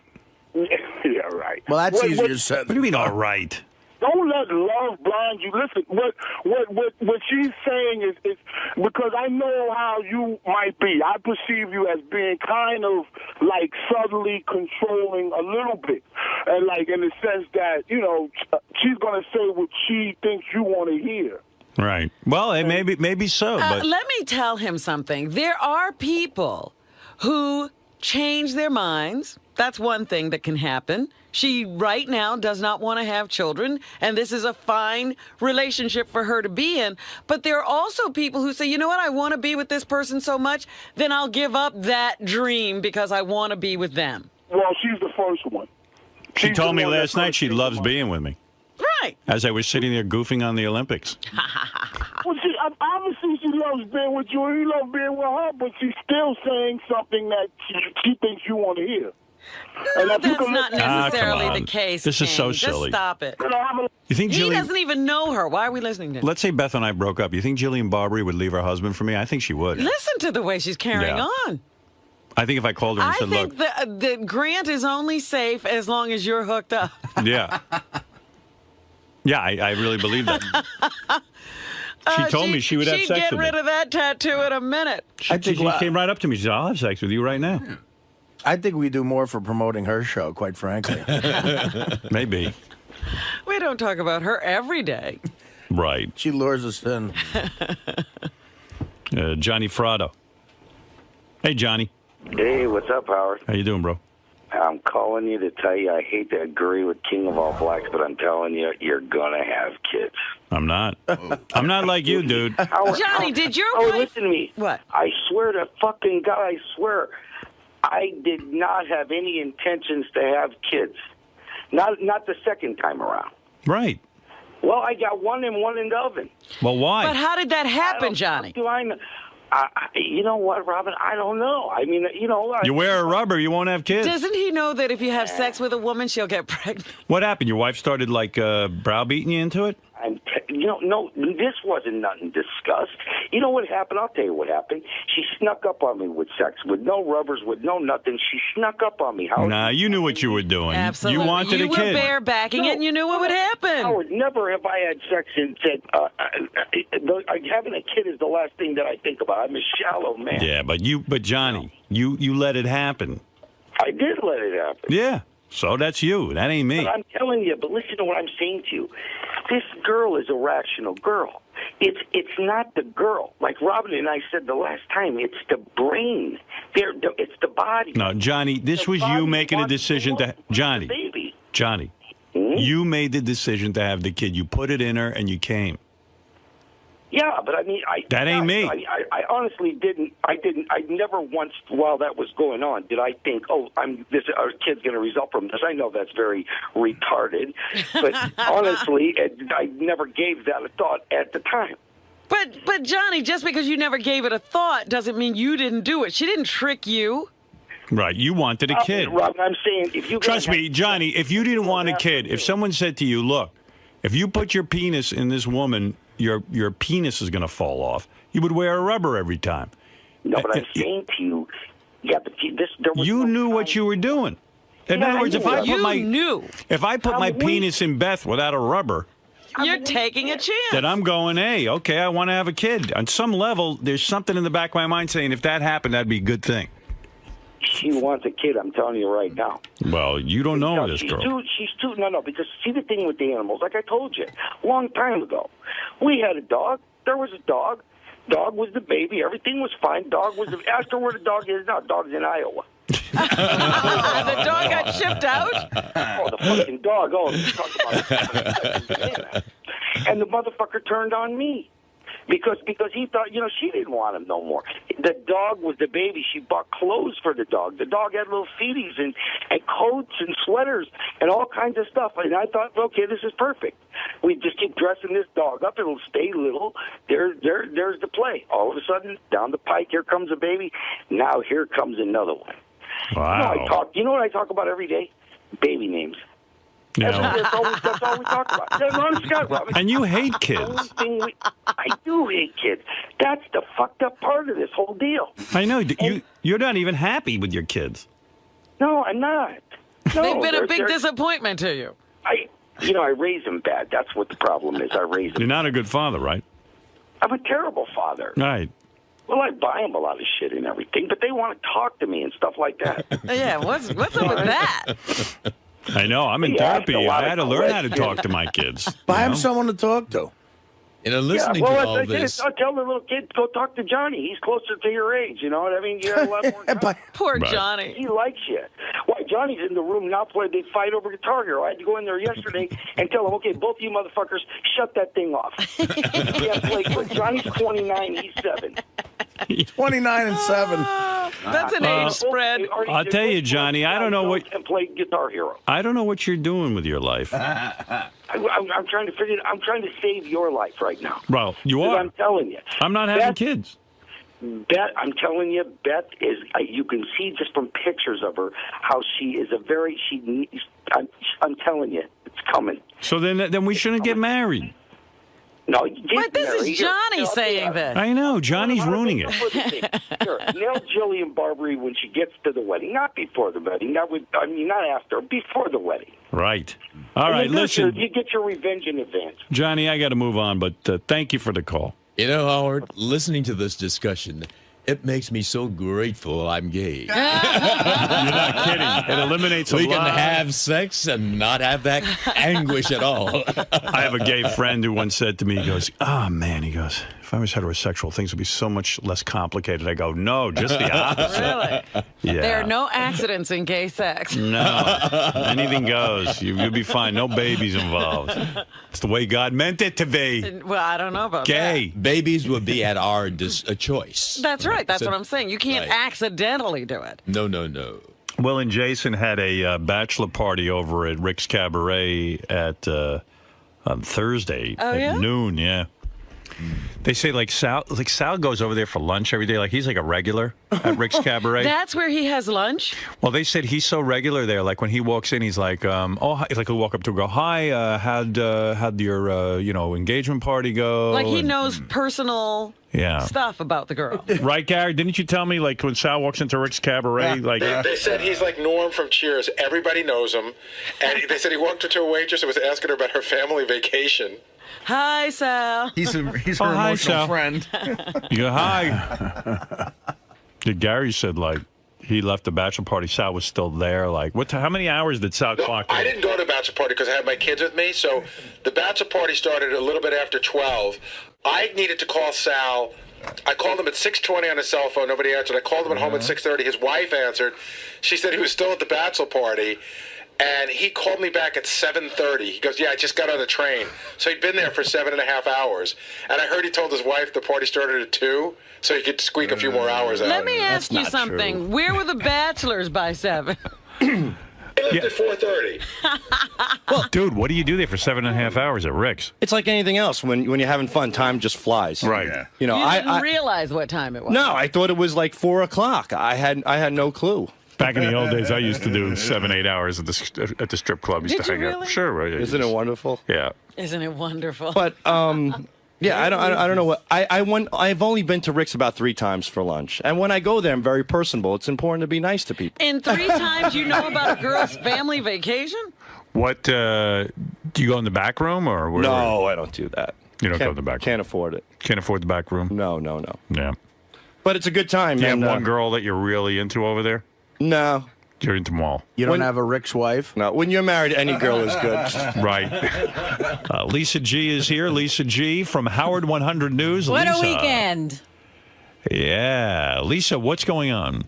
Oh, I don't know where to start, Howard. There's so much stuff. You know, you talked about Jason and Will's bachelor party at Rick's Cabaret, but what you neglected to mention was that Ronnie the limo driver paid a dancer to give a lap dance to John Hine. Mm-hmm. Well, this dancer, Avalon, is now $20 richer without having to do the lap dance because John refused. Yeah, John's like way into his wife and no lap dance, no masturbating. He takes his marriage seriously. Yeah, he really does, and he's like, he never masturbates. He only has sex with her. I don't buy that. You know, Tom used to say that too. Remember, Tom Chiasano gave up masturbation because he thought it affected his marriage. You know, I think people are still afraid to admit they masturbate, and you know, like. You're telling me you think John Hine does it and doesn't say? I know he does it. Oh, okay. I mean, there's no, sometimes you just do it. And it's not because you don't love your wife, and it's not because you have a sexual problem. But you're saying he consciously does it and won't admit it. Yeah, he's embarrassed to admit it. He doesn't want his wife to know. But I'm telling you, he masturbates. You know, not a lot. I mean, I jerk off, like, if Beth's out for the night and I got some porn. Like, I told you I watched Strap-on Sally the other night, and I'm not ashamed to admit it. And I had sex by myself. I think one of the major influences you've had on society, without question, this is all you, as far in my head, and it's a positive because it's more honest, is being okay with admitting to masturbating, watching porn, like, you know, the small penis thing. Like every guy, it's liberating. Politicians aren't doing it, Well, the fuck politicians, but I'm saying guys in general. But it's right. It's odd now, since Howard became sort of a big star, that a guy isn't willing to admit that you masturbate, and John clearly is. I know a couple other guys who say, I never masturbate. How's it true? It can't be true. John loves this show. And I would assume would only be honest. Right. Now, some guys don't want to tell their wives that, you know, some guys don't want to admit it. You know, even all the years I was married, like, I'd come on the air and talk about jerking off, and then, you know, even my wife would say to me, gee, did you really jerk off? And I'd go, no. Oh, you wouldn't admit it at home. I wouldn't admit it to her. And, like, you know, and like, I decided now in my new relationship, I'm honest. I tell Beth, I beat off. I beat off. Yeah. I did. You were out, and I beat off to Strap-on Sally. You even admit that it's to Strap-on Sally. And she goes, I want to see Strap-on Sally. And I said, no, because you're going to think I'm disgusting. I mean, really. And, you know, because I know she's going to be like, oh, those girls are so gross. Meanwhile, it's Carmen Levana and all these girls, and they're hot. That's nice of her, because maybe she wants to watch it to see what turns you on. We are shocked at what you think is hot. I know. You guys don't get it. They just don't get it. But Chicks hate when you're like a filthy broad. Right. Like but everyone masturbates, and everyone has sexual needs. John, get in here and defend yourself. Hey, Robin, What? like, you masturbate now that Jimmy's not with you, right? Well, I masturbated during. You did? Even Lisa G masturbates, right, Lisa? Not now. No? Why? I don't know. I think it's a phase I'm going through. See, I don't believe that. You're abstaining from pleasuring yourself. And John, I believe that you turned down the dance, and that's great, but I do believe you masturbate, and I think you're embarrassed to admit it. Why? I don't know. Because you are.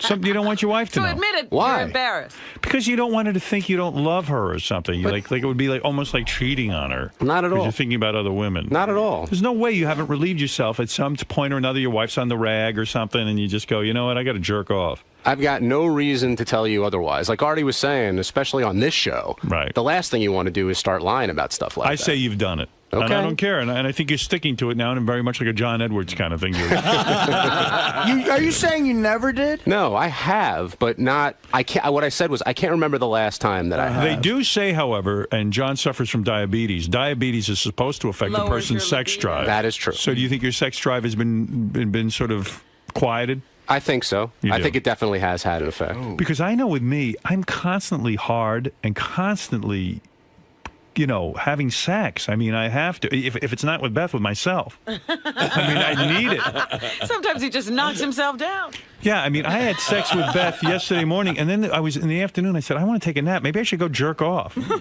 I mean, all of a sudden, I go, man, I'm 54 years old. This can't be right. I'm actually annoyed by it. It's like one other chore you have to do because I know. Well, no, listen. You feel it coming on. You go, look, there's no broad around. You're not dating somebody. You're alone. It's a Tuesday night at about 10. You had your shrimp fried rice. And it's you like, you know don't what? want to go out. I know for a fact I am not going to be worth anything in a conversation until I jerk off. And I know George Takei, as great as he is, the greatest actor as he is, I know he has to do it too because Brad does not give him the amount of sex he would even like. Well, that's right. But I was thinking, with age, it'll probably wane. But after hearing Ernest Borgnine, I know that ain't going to happen. How old are you Give us now? relief. I'm 71. Yeah, and you're saying you're still jerking off. Oh, right? yeah. Wow.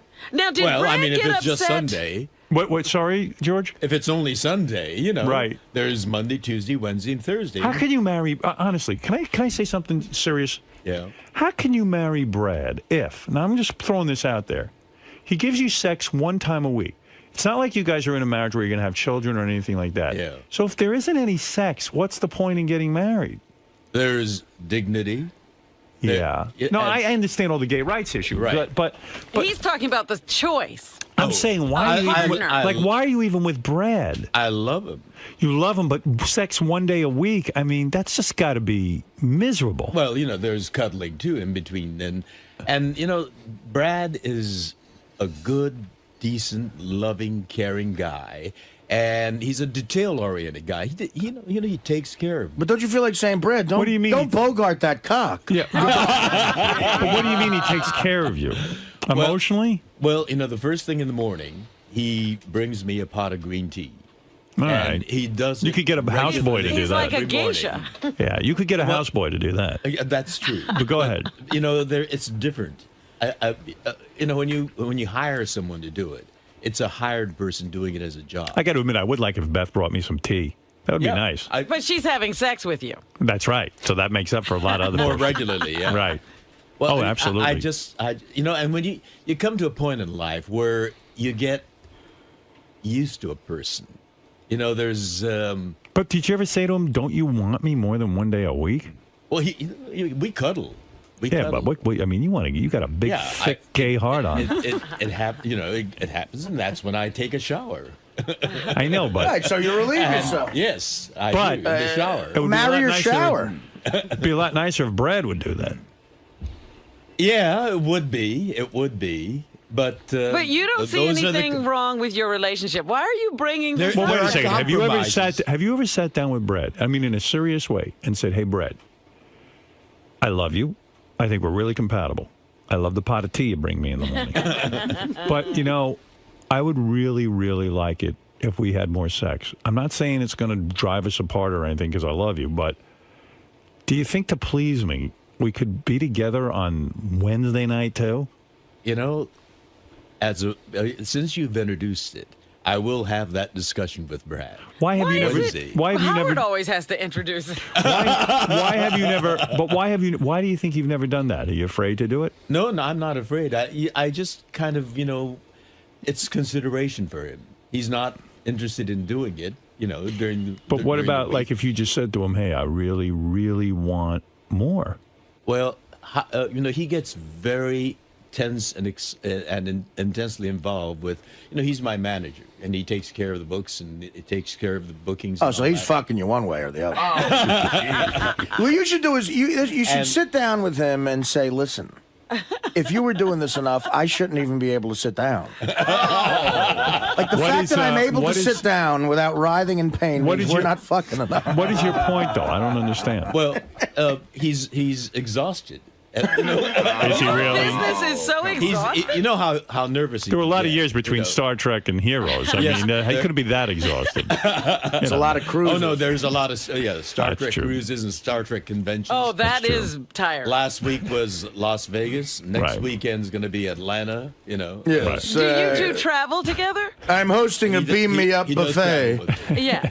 And he carries the heavier luggage. Me Up cafe. What'd you say? I'm hosting on the promenade deck of the Star Trek cruise. I'm hosting the Beam Me Up buffet. The Artie, vaporized vegetables. Do you ever put on? We'll invite you to the next Star Trek cruise. I would love it. Do you ever try to seduce him, like by wearing a sexy outfit, or like like on a Wednesday night, put on something like just a kimono? Like a policeman? I don't. What I do is on this Sunday is Officer mornings, Sulu. Bend over. I do my workout with the free weights. Take a shower. Free weights. And then I lean on the doorway and say, "Hey, big boy, It's time." Holy have shit! some fun?" Yeah, every Sunday. You lean on the doorway and say, "Hey, big boy, you want to have some fun?" I may have put on a different pose, but When did it start becoming only Sundays? I guess about 5 or 6 years ago. I don't know what It was just. Do you think he's more masturbates? relaxed? He's more relaxed on Sundays. He likes coming on the Sabbath. Do you think he masturbates? I don't know. Of course he does. I don't think so. Wait a minute. I thought he got upset with you the last time you mentioned that you do masturbate between. Well, since sessions. he knows now, I can talk about it. But he did get upset. He did get upset, and as you said, Artie, it really is liberating to come on this show and talk about aspects of your life. Well, I got to tell you something. I think you need to sit down with Brad and just say, Brad, let's come clean with one another. Yes, sir. Here we're about to get married, and we have sex on Sunday. And, okay, I love you for a lot of different reasons, but, my needs are much greater, and I really would like for you to consider having sex with me on Wednesday and Sunday. Well, and you know what? Now that we've discussed it on the air, I think he will agree. Well, Howard, some people are even putting that in their prenuptial agreements. What, that they sex? want a certain, like you can't renege on the sex after we get married. Listen, I still want it. Brad, I've got an hour to kill before the Klingon hayride I'm hosting. And let's get down. Right. Well, there you go. Do you ever consider waking up Brad with a blowjob? Like, seriously, like he's sleeping, and then like you just put your mouth on his penis and then wakey. Yeah. Wakey. They call that the hooker alarm clock. Before I got together with Brad, was one guy who used to wake me like that, and it was. That was wonderful, but he was not. Right. But the sex was good. Suddenly wake up in the morning and feeling that. Wait, you almost passed out. Get closer to the mic. Yes, and you would feel that. Oh, you feel that. It's so wonderful. And then, the blood starts coursing, and what a great way to greet the day. Well, maybe why not say to Brad, that used to really excite me. I've discussed that. He says, I don't do that. All right. Well, he's got to be kind of romanced before he does. On Sunday mornings, I got to romance him. Well, he wants the whole build-up. He's not a quickie kind of guy. I suggest some talking. Yeah. Good idea. Yeah. I think I will. Something's up there. And he's listening. He's hearing this. Yeah, you're a married couple, and it's time for you to really get that sex life going. And Lisa. And then after Wednesday, yes, then we should have it more spontaneous. Yes. Between Wednesday Yeah, right. and- That's what I would. I mean, it's so regimented. You're not. Yeah. You're an artist. You need to. Exactly. You need to be spontaneous. And that's the way I am. Well, do Right. you think you're going to ruin this relationship, Howard? It can't be marriage that ruins it. Well, That's you want right. to know We can something? blame it on him if it doesn't work out. You want to know something? In a sense, I think that George has come to accept this as normal behavior, and he's not really Well, pleased. he accepts it as Brad's behavior. Yeah, and I think, I mean, there's nothing wrong with saying to Brad, I know this is your behavior, but why? And is there something I can do or we can talk about in a serious way, not a joke on the Howard Stern show, where we can really, be together and up our sex life. I mean, it's crazy for a guy. George is over in the shower jerking off 2-3 times a week, with the warm water when really he should be with Brad. I mean, it's two guys. There's no chick there to say no to sex. Right. What's happening? Like, Brad does say no often. He must be like a chick then. You mean you've started in with him on a Wednesday and he goes, no. Yeah, well, he says, no, I'm tired. I'm tired. Oh, boy. I've had Well, to maybe deal he's with not this, attracted to you. Had to deal with that and this and that. No, I know He's not been there faithful. mentally. Maybe he's thinking about a young guy or something like this. Is he thinking of a young version of you, like William Hung or something? Hung. That's the part that you go for, huh? Or the kid, yeah, right. Or the kid on Heroes. You think he doesn't want a younger George? Oh, no, not Mossy. If you're away on a Mossy. Sunday, let's say you're working on a Sunday. Yeah. And you come home Tuesday. Does that mean you have to wait till the following Sunday to have sex? No. Well, as a matter of fact, that's the way he has turned out. Wow. Yes. Why are you going along with this? Well, if he's not there with me on some Star Trek convention, Yeah, I mean, why on Sunday? I do it in the shower. Yeah, but I mean, why on Sunday? Is it okay? Because Sunday's a day when he doesn't have to deal with email, telephone calls, and all these other... that's bullshit. That's what he tells me. Yeah, well, he's full of it. Have you ever been approached at a Star Trek event by a gay fan who wanted to bed you down? I have. Really? I have taken advantage of it. This was before. Really? Oh, you have taken I advantage. have, Oh, that's yes, great. Good for yes. you. And some interesting women, too, when I was, And you still maintaining that facade. Oh, so you had a lot of sex with women? Not a lot. Really? But Wow. selective. Right, some hot ones. Nice. And Lisa, I don't believe you're not pleasuring yourself, but that's your business. Now, what did you're just going through a phase, you say? Yeah, I think so. What's that? You don't know what that noise is? You know. What's that? Lisa, admit, how many times have you had me? And your thoughts? Yeah. What do you think of when you do that? When you used to do that? 0.0. When did this phase start? I don't know. It's been a while. I think it's all Wow. part of not dating. Just Turning all that saying. aspect off of you, inside of you? maybe Yeah. I have. I don't know if I have done it intentionally, subconsciously. I don't know. Robin, have you gone long stretches of time where you Without don't... masturbating? Yeah. No. No. Well, why? Why would I do that? Do you believe Lisa when she says she's doing that? I believe her. Why would she lie to us? Well, shame. No, I don't. Yeah. Shame. Yeah, shame. Just want anyone to know what she's up to. Thank God, Robin. Plus, she puts her fingers in the cupcakes. No one wants to think of that. Maybe she shouldn't. Hey, Lisa, masturbate. some guy contacted me. His business is he does some sort of test where you can tell the germs on your hands. Yeah. You could swab your hand and know, and that's why you shouldn't put your hands in the cupcakes. Yeah, I know. It. I saw something on TV that when you double dip, Yeah. it increases germs by like 1 million, if not even more. Want me to it's- swab your hands? I can have the guy come in and But find out. my thing was, I just touched the cookie. I didn't touch the cupcake. Doesn't matter. No one wants that. Electricity. All right. Anything else in the news there, Yes, Lisa, big besides you're not news. masturbating? Well, you're not the only one getting married. Jason is getting ready for his upcoming wedding. He says that he's already started to take measures so that no one gets embarrassed for his wedding. He has told the DJ, do not give the microphone to Sal or Richard by any means. Don't let them get, how they pass around the Right. mic? Yeah. And, you can sing or say something nice to the bride and groom. And also, there was a big debate about Jason's wedding. He has admitted that he's gone into debt for this. Well, his mother wanted shrimp and was relentless. Well, Jason finally put his foot down and said, I am not paying for shrimp. So the big news is his mother will be paying for it, and there will be shrimp. You should do that with the whole wedding. I mean, It's a little too late now, He has no but- money. To go into debt, that's just the opposite of what a wedding should represent. Yeah, it's a shame. It really is. How much is your wedding going to cost, George? Have you figured that out yet? Yeah, it's going to be pretty costly. How much? All the bills haven't come in yet. What would you say, guesstimate? I'd say over 60. Over $60,000. Are you splitting it? Well, it's coming from the same pot. Right. Our mutual pot. Right, yeah. So you're splitting it. That's nice. Though. You guys have joint bank accounts? Yes. Oh. Oh, he should put out 2 days a week for that. You're the earner there. Yeah. Well, he's the one that, makes, smooths the way. You got a prenup with him or what? No, we don't. Whoa. Whoa. Hold it. We trust each other. Wait a second.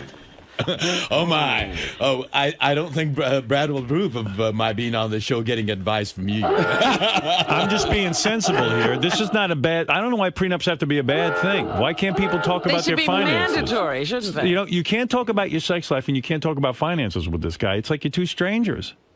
He brings you a pot of tea. Our sex life. How much are you going to pay him for a pot of tea? I mean, let's say shit hits the fan.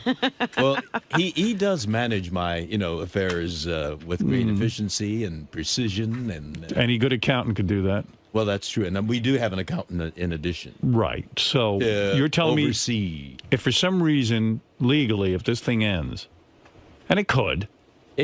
Anything's possible. Right. But I don't. So you're going to give up half your fortune. Well, I don't think it's going to end. Well, what if it does? Paul McCartney said that, too. I had him in here. He said, you know what? I love this woman. I believe in love. Yeah. And guess what? She hauled his ass right into court and fucking embarrassed the shit out of him. Yeah, but Brad's not her. He's a different personality altogether. She gave him sex more than Sundays, too. Well, that's true, I guess. Well, maybe, I can... the wedding could be the basis for a bit more regularity. Well, hold it. Now I'm talking about money.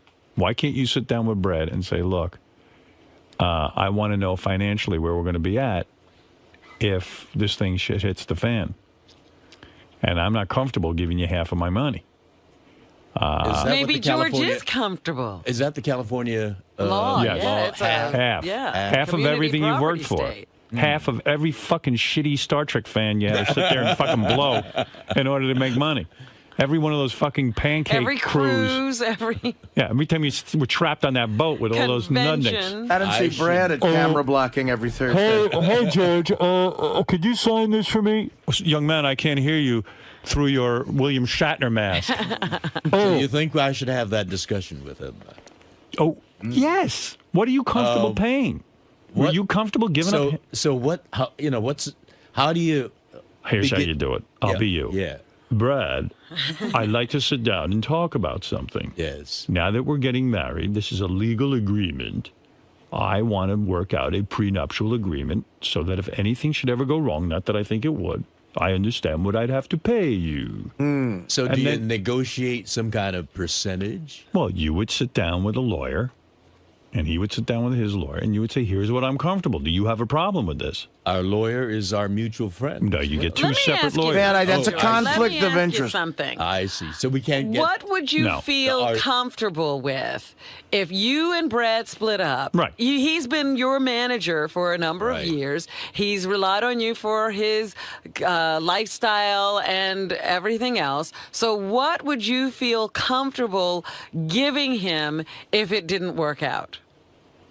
If it really didn't work out, and I don't think that's. Well, yeah, we know it's not. It's going to work. If it really didn't. But if it didn't, I love him enough to say I'll give him half. There you go. Wow. Then you don't need a prenup. I'll give him half. That's love. Well, you're not saying that with a lot of confidence. You were like, I'll give him half. You're testing me. You're not comfortable with half. Why don't you admit it? Why are you not admitting that? I could give him 20%? The Arizona house, and I'll keep the L.A. house. Okay, fair enough. And, a reasonable splitting of... 50%? Hey, well, he's got to maintain the house. Who's going to get the Hummel collection? If he was a manager of anyone else, let's say he got 20%, and okay, now he's your life partner, 30%, but 50%? I mean, honestly. Howard's starting trouble. No, I'm not. George, come on. He'll see you as why? Would you like to negotiate for me? Yeah. Bring him in here. Bring him in here. Not on the air. Oh, yeah. Bring him in here. I'll talk to him. You're not going to get Howard on the phone off the air. Right. Are you getting married on a Sunday? We're getting married on a Sunday. All right, what are you going to say? Sunday Look, afternoon. You know, so you tell him you got to fuck me twice? Wait a second. George. So, George, you're going to just go into this blindly and not have a business discussion with him about finances? Well, we have not had that discussion. I just assumed. You were not going to have it, were you? You don't think about Yes, you that, did. You're lying now. You're lying to yourself, not to anyone else. You have thought about it. No, I really have not, quite honestly.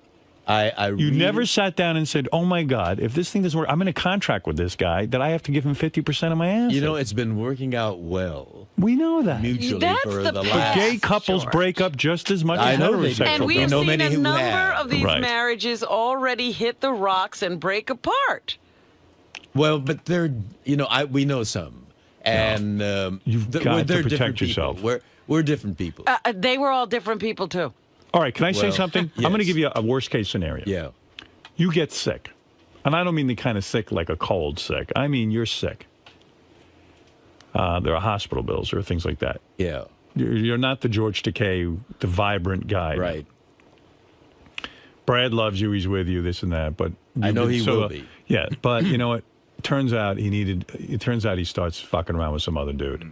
Just behind your back because, he just needed sex and you're not available to him Yes, anymore. like the John Edwards. Right.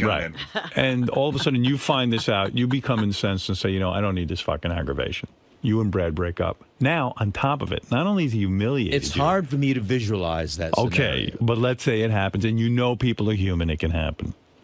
Now you're writing him a check for 50% of your assets and giving him half of your homes.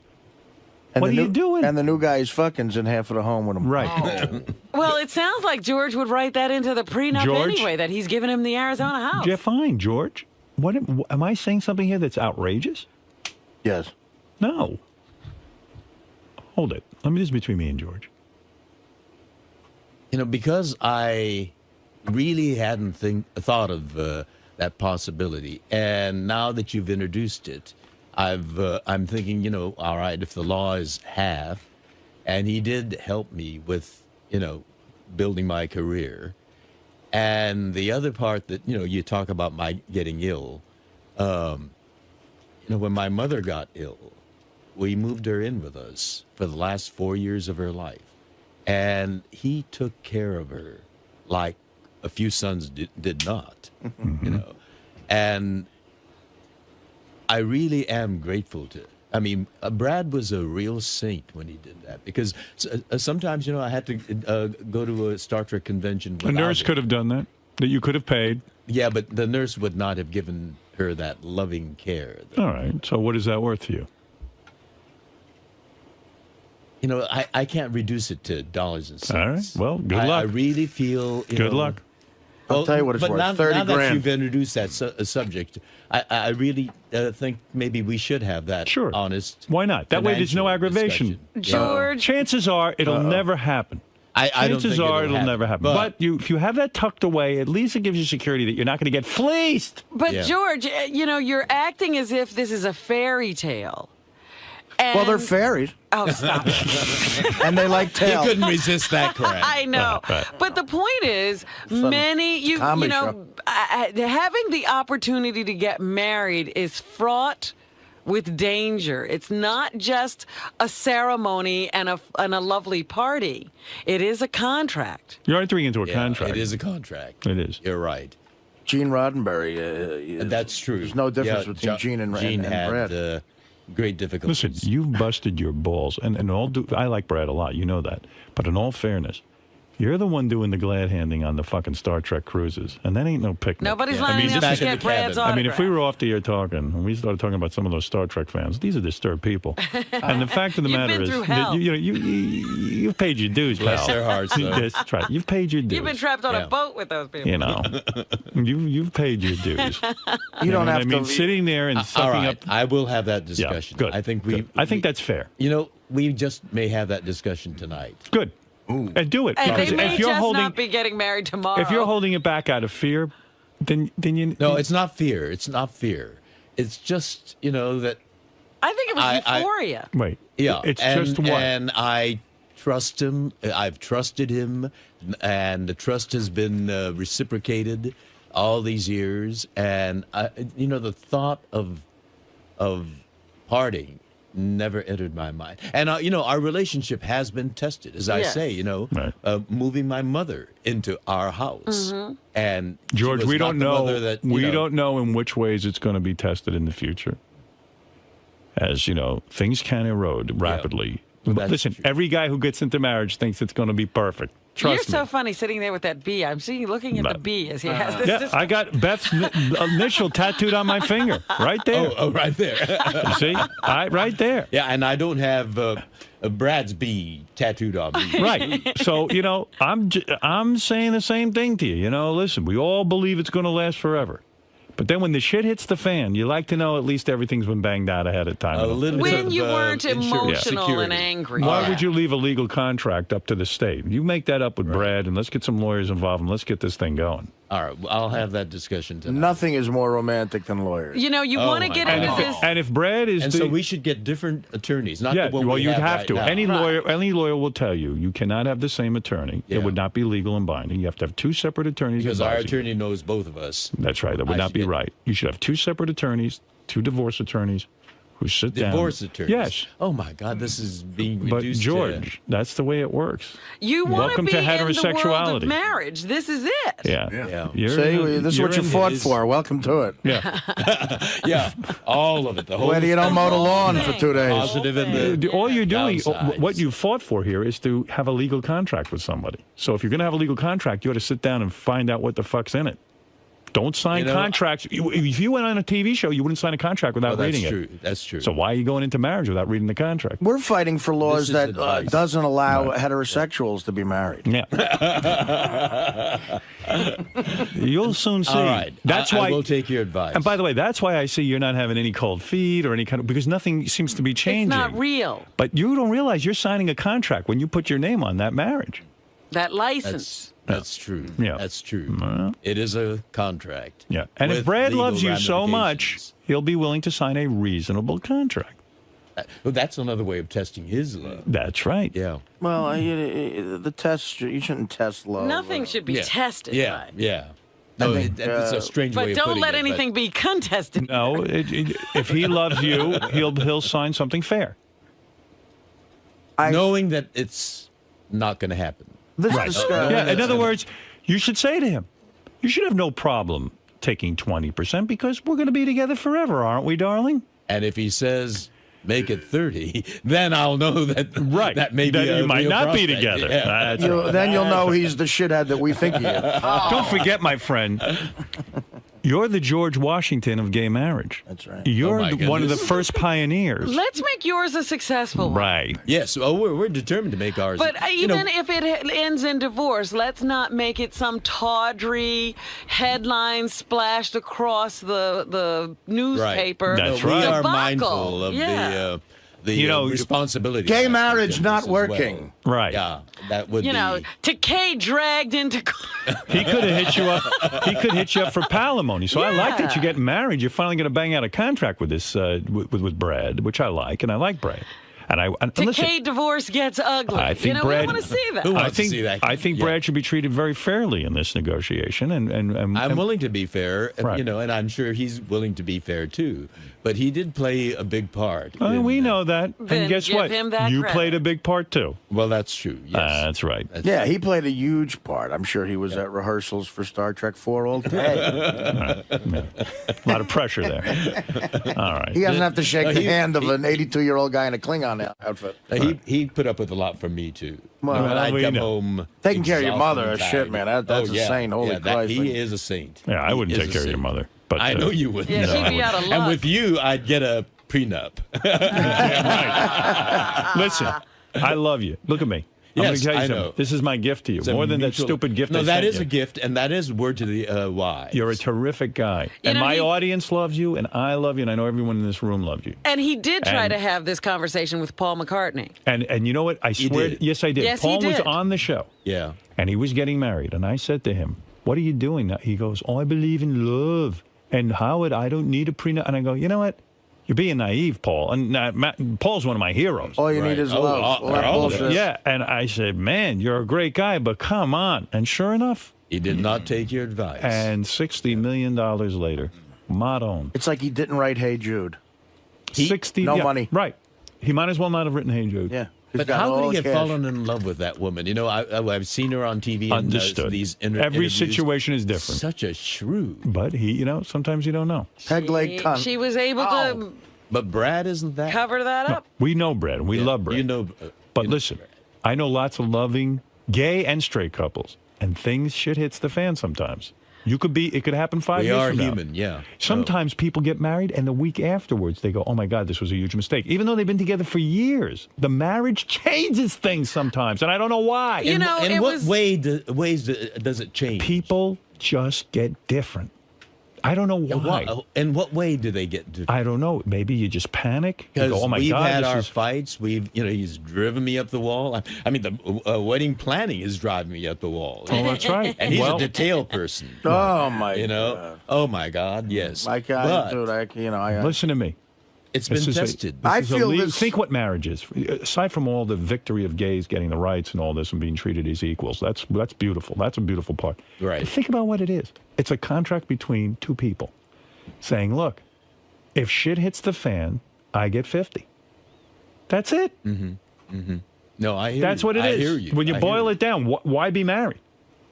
It's to give the other person security. So Brad's saying to you, give me my security. Okay, I'll give you so much security, but not everything. See? Brad, are you listening? I got to tell you, I think this conversation that Howard's suggesting will end your relationship. Well, then so be it. If Better that now. happens, I want my fucking donation back from that fruity charity. All right, well, fair enough. Ronnie. Yes, sir. Do you find it strange that John doesn't jerk off? Yeah. But then again, here's a guy who I bought a lap dance for, and he tried to open his wallet and pay me back the money after I gave the girl $20, and he didn't get the lap dance. So it's a good possibility the guy doesn't yank it. Were you offended by that? No, not at all. He was upset because I paid the girl $20, and, you stupid asshole. How often do you yank the pole?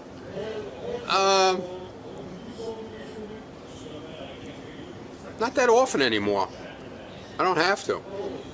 Oh, look at you, fucking ladies man. No, it's been a while. Actually, it's been a while. Over a month? No. Couple of weeks. Sal, do you find it strange that John Heineman turned down a lap dance? Yes, I do. I mean, I don't get it. I mean, the guy's a multimillionaire. He's on the Howard Stern show. He's one of those guys that tries so hard to be out of that. He tries so hard to have a reputation of not masturbating and not messing around with girls. He's the guy you're going to find in a brothel in the South Bronx with 4 girls, the jacuzzi running, probably some duct tape and chloroform, sitting on the pillowcases. John Hine's a creep. There's no doubt. It's just like Spitzer. The harder you fight against it, the more of a fucking degenerate you are in the closet. And that's what you are, John. You're a degenerate creep. You're an idiot and a liar, and you can't pull the wool over my eyes, asshole. All right, That's the that truth. went in a different direction than I thought. Mark my words. But I love the guy. But come on, let's call a spade a spade. He's a man who brags about 80 blowjobs, and now he won't wrap his hands around his cock and whack off to the thought of a hot chick. Is that believable? Is it? I don't buy it. Of course not. It's bullshit. Now, Sal, how often do you crank one out? Once to twice a day. Twice a day? Once to twice a day. Wow. If I can. It all depends. Oh, if you could, you'd do it a lot more? Yeah, I mean, I get home, my wife's not home, so, I toss one off then. I have a 15-minute gap to toss one off. I'll do it there, and then usually in the shower, where nobody can hear me,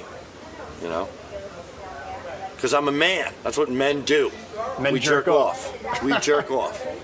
And John's a man, too, but John's a lying man. John definitely jerks off. He's a big, fat liar. John Hine, you skated through that one. You skated up. There's nothing to skate.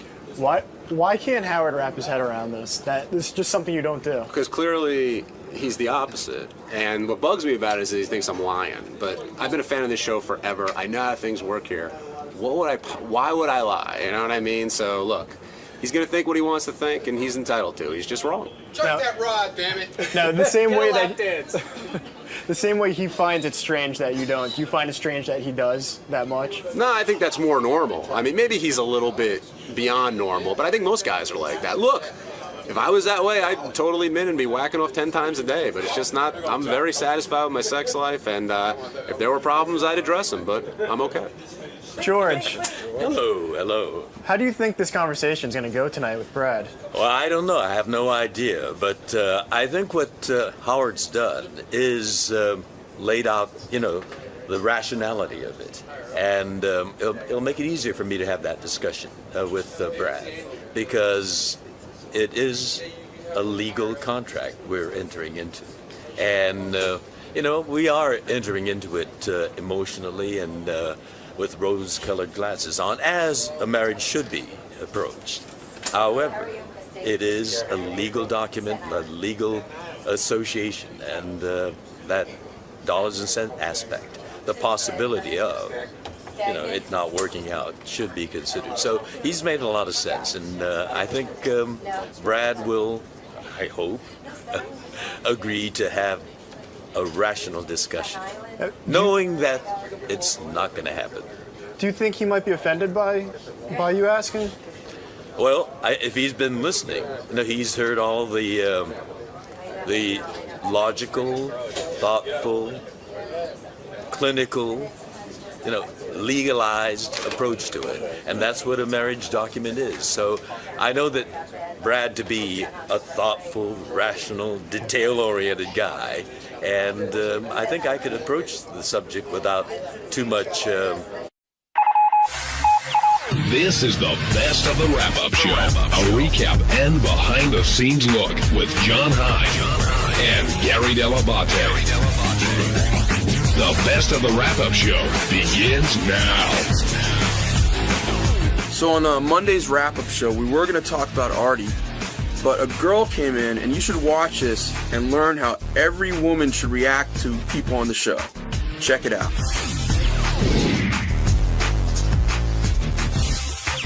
What do you guys think of the way Howard and Robin react as Artie's telling these stories in there? I mean, Benji, you're in the middle of it, and Gary, you as well.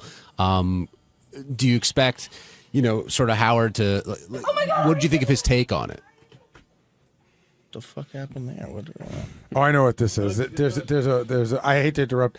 There's a woman that I think Shuli had on the news while we were on vacation who cries. She's like a super fan. So she just saw you and she started screaming and crying. What?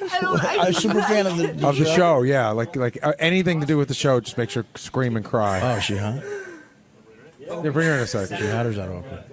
Come on in, Karen. This is it. Oh my God, this is Karen. Oh my God. Oh my God. Is this like a character actress or something? No. It's just me. Oh my God, it's Benji. Wow. I'm just kidding around. Gange, what's her name? That's most people's reaction. How you doing? Come on. Karen, come on. Be on the wrap-up show. Karen, come on. Oh my God, it's Benji.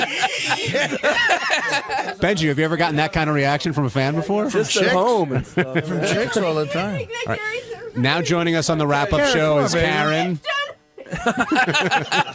Most women react. Oh my God, it's the janitor. Hey, look to your left. It's Teddy. Karen, welcome to the wrap-up show. You're right. That's her right. My left. How you doing, Karen?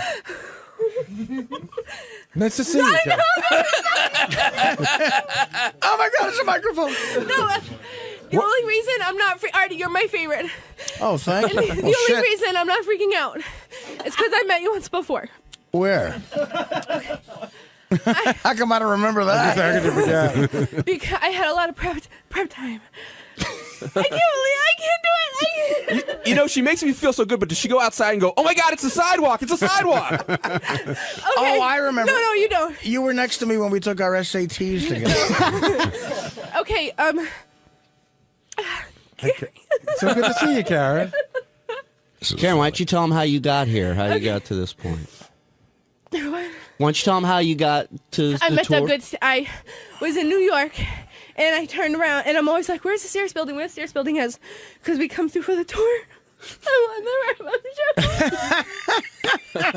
Artie's laughing in my head. Do you realize if the whole world was like her? I love you, Artie. Oh, I love you too. You're talking to my headphones. This must have been around 1963. This must have been the Beatles' life every minute, everywhere they went. Okay, I met Artie when after at Newbury Comics. I'm the girl who took the picture of your butt crack out the window. Oh, in Boston. Yeah. Oh, please don't thank make fun you of me for because that. I know. That was great. But I took. I know. No. And then, Are you? And then I can't take it. And then I got your was in line and I got your signature on the tape. She met Doug Goodstein on the street and started Gary, crying. I can't believe Gary's sitting there. After Artie, Gary was my #1 person to meet. I would love to. You know what I would love to do for you? Did you own a store that Doug looted? No. Hi, Gary. I would love to introduce you to Howard. Yeah. Oh, would you like to now meet what Howard? would happen then? Like, what? I mean, like, I don't know if I can get another day off of work. I don't know. Well, I don't know what to do. We'll work on it for Is that guy another. in your life? He's my husband.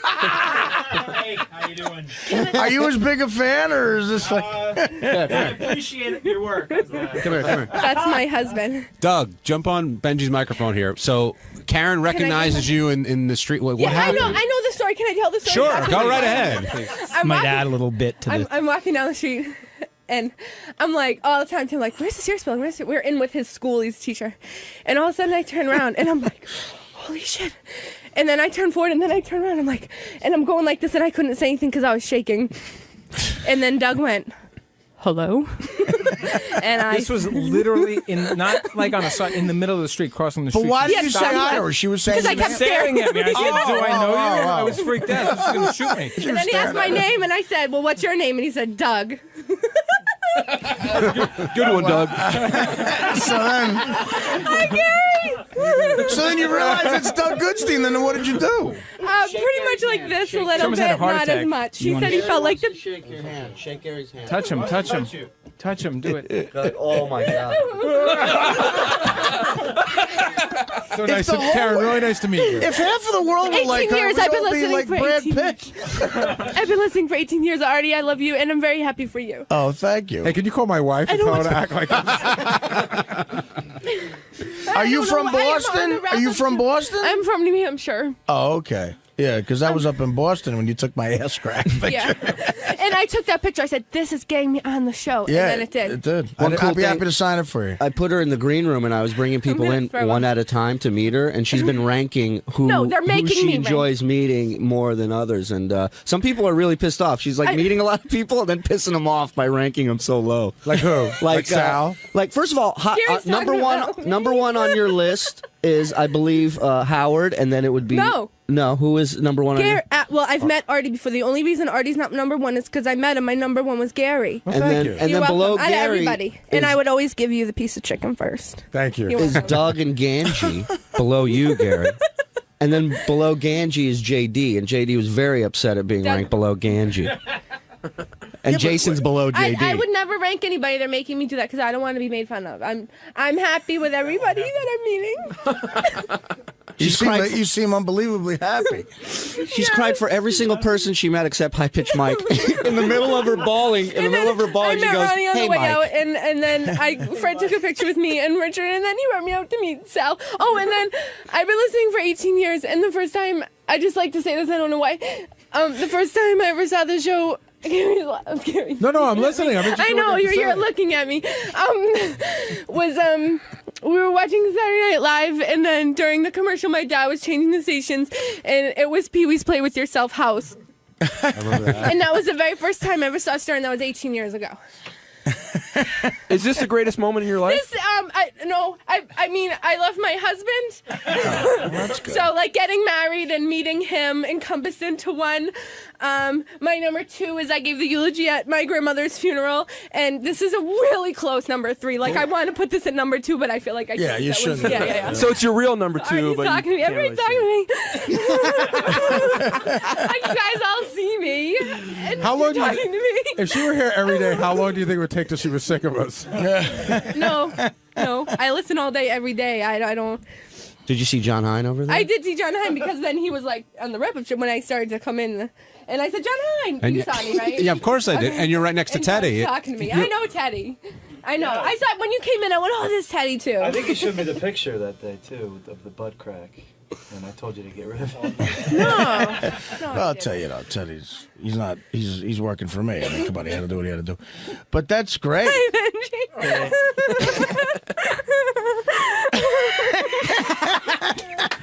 All right. This is awesome. We can't just do this every day. Have somebody else come up and... Yeah, just... Well, Karen, it is very nice to meet you. Well, I really love you. Like, I don't mean I love you, but you know what I mean. I know Like, what I you love mean. so You know what? You come by later, we'll show you the office and the have they shown you the studio yet? And then, I haven't shown her studio yet. And then, can I say another thing? And then I'll be done. Whatever you want. It's like, I went through a really hard time, remember, when, like, before. And it happened in January of 06. And it was like a year long. And I swear to God, there were two things that got me through that. One was the dog. And two was that you guys, or on the radio, I wasn't working. And I got to listen to you all day. So instead of, like, being isolated, not talking, like, I had you guys every day, like, talking. But even without that, I just love you guys so much. Like, everything. Like, I just love this show. And I love everybody. I can't. You know, we could probably totally increase our subscription price. Can I touch you? I'm really happy for you. Thank you. You're welcome. I listened on the way here so I would know what was going on. Oh, thanks. I'm happy for you too. I'm completely unhappy for you. Well, you gotta do what you gotta do. No, this is fantastic. Thank you. We appreciate it. We do. We appreciate it. This never happens to us. Artie, I'm happy for you. Can I hug you too? Can I hug you too? So Benji! sweet of you. You made everyone feel so good. Thank you. You guys made everyone feel so good. Thank you. I'm sure Gary and John will take it. Benji, you're so funny. Thank you. It's been easy. Are you ready to really cry? Tim Sabian is standing right behind you. Will you take a picture with me? Tim, this is Karen. I can't take it. Hi, Karen. She's going to freak out. Hi. You can't take me as Tim Sabian? Wow. No, just everybody's in the room. And Karen, can I have a hug? Oh, Jesus. Oh. Karen, if you need to vomit, go ahead. Holy shit. Sabian. It's God. Oh, my God. I can't take off. Sabian, offer her a show. You want a show? Okay. Scott, will you take a picture with me, please? No pictures, please. I'm a celebrity. We're here. We're stars. I know. Don't cry. Another present for you. Oh, thank you very much. Oh, where's Jason? Well, you know what? Here's what we're going to do. What if I cried all my tears? I feel dry. Oh, I don't worry about it. What we're going to do, I'm going to put you in this green room right here. I'm going to the green room? Yeah, and I'm going to bring Is it the green room? I'm going to bring in one at a time different people from the show. And we're going to see just who gets the biggest reaction from you. Come on in. Karen, are you ready? Who do you think's coming in? Oh, I can't take that. What? I don't know. Brian Phelan again. Hi, how are you? All right, no. Are you ready, Karen? For real? Are you ready? Yeah. Karen, I want you to be in here. J.D. Harmeyer. Hey, JD! Hi. I'm touching JD. Somebody is finally. JD, what was that like for you? I don't know. Thank you. It's okay, Karen, I guess. what was that like for you? That was good. That was one. That was up there with. That was right below Ganji. Oh, see? Oh, JD just flipped you off. Oh, all right, we're I'm gonna sorry. go I shouldn't say that next time. No. Okay. Sit up there with Brian Phelan. Yeah. Karen, Yeah. are you ready to meet number 2? What? I can't take it. Yeah. Karen, I want you to say hi and smile and say cheese to Jason Kaplan. Hi, Jason. How are you? Good. Good to meet Hi. you. Oh, hey, hello. Like, I came in to take. Did you just touch me? Did you poke me? Okay, all right. Rock on. I can't believe any of this is real. Wow. Pinching. I can't believe this is real. Are you okay? Hey, this is John Hine, and on Tuesday's wrap-up show, we got a ton of calls from fans saying that they're not big fans of Artie, and that probably comes from the revelation he made yesterday about the heroin. I love Artie on the show. I really think he's incredible and an essential part of it. But some fans disagree, so of course on the wrap-up show, what else do we do but talk about it? Here it is. Mike in North Carolina, welcome to the wrap-up show. Hey, guys. Hey, Mike. Love the show, love the wrap-up show, but I'm telling you, I cannot take another fucking day of Artie. What do you mean? Oh, I'm so sick of his whining about his heroin addiction, okay? I mean, there's a lot of bad things going on in the world, man. You know, a lot more important things than Artie. But I don't think he's whining about it. We asked him about it, and he told us. We asked him about it. It's not like he came here yesterday and said, "Wah, I got to tell you my story." But it's been like all fucking week, and I mean, it's like every day. Today, I turn the radio on. First thing that comes up, Artie. You know, I love it, man. I love Sirius. I love everything about it, but just can't take no more Artie. Well, we give the audience what they want. I think that you would find yourself in the minority for not being Probably so, because I'm not a big fan of Artie. Right. I mean, let's put that up front right to begin with. But I guess I just think about what's going on in the world, and I mean, here he is whining about his addiction, and I mean, talking about his new house and all this shit. Man, the guy's got everything he could want. Why the hell has he got to do the damn drugs? Well, that's the enigma of being a drug addict. There's plenty of successful people who do it, and you say, why do they do it? And that's what you got to figure out. Yeah, well, I understand. I mean, I've got friends that's had problems in the past, too, but anyway, guys, that's all I wanted to say. I love the show, love Sirius, and you guys have a great day. Thanks, man. Thank you for your call, Mike. Kristen in Connecticut, you're on the wrap-up show. Hi, everybody. How are you? Good. Hi, Kristen. Good. I wanted to let you guys know I've been a fan for years. I started listening, I think, when I was in my mother's womb. I live in Connecticut, and we used to listen to you guys on WNBC. But I just wanted to let you guys know that the guy, Mike, who called and said he was tired of hearing about Artie, needs to, I don't know, go blow somebody, because Artie's part of the show, and I guess the show wouldn't be what it is without Artie. You know how everyone on the show has a certain piece of this puzzle, and I think all of you guys together is the best show on radio and in history. Well, thank you, and I agree. Artie's an important part of the show, and he's really, I would say, beloved by the audience. So when something happens that's big, it's got to be discussed. Ryan in Chicago, you're on the wrap-up show. Hey, how you doing? Hey, Ryan. Love the show. Just to weigh in on Artie a little bit, I was a big fan of Artie, and now I can't stand him. I think he speaks too much. And this goes all the way back to Dice Clay, is when first started showing, like, Artie's true colors. But anyway, if somebody could tell me where I could get I Fucked Artie's Sister T-shirt, I'd appreciate it. You can't get them. They're not available. And what do you mean when you said it goes all the way back to Dice Clay? What do you mean by that? You mean the way he acted when he didn't get paid and that whole thing? Exactly. I don't know if he was just trying to make it fun for radio or good for radio or what, but the whole thing turned me off about him. And he does, like, at any time he can tell you what he does for somebody else, or, throws his money around and make sure everybody knows it. I don't know, just turned me off over time. I did like him a lot. I can't stand him. Ryan, you're entitled to your opinion. Everybody can't be loved by everybody. Yeah, Ryan, not a big Artie fan, but thanks for letting us know how you feel. Were you going to say something, Ben? No, the shirt's really sold out? They're not available? I said they're not.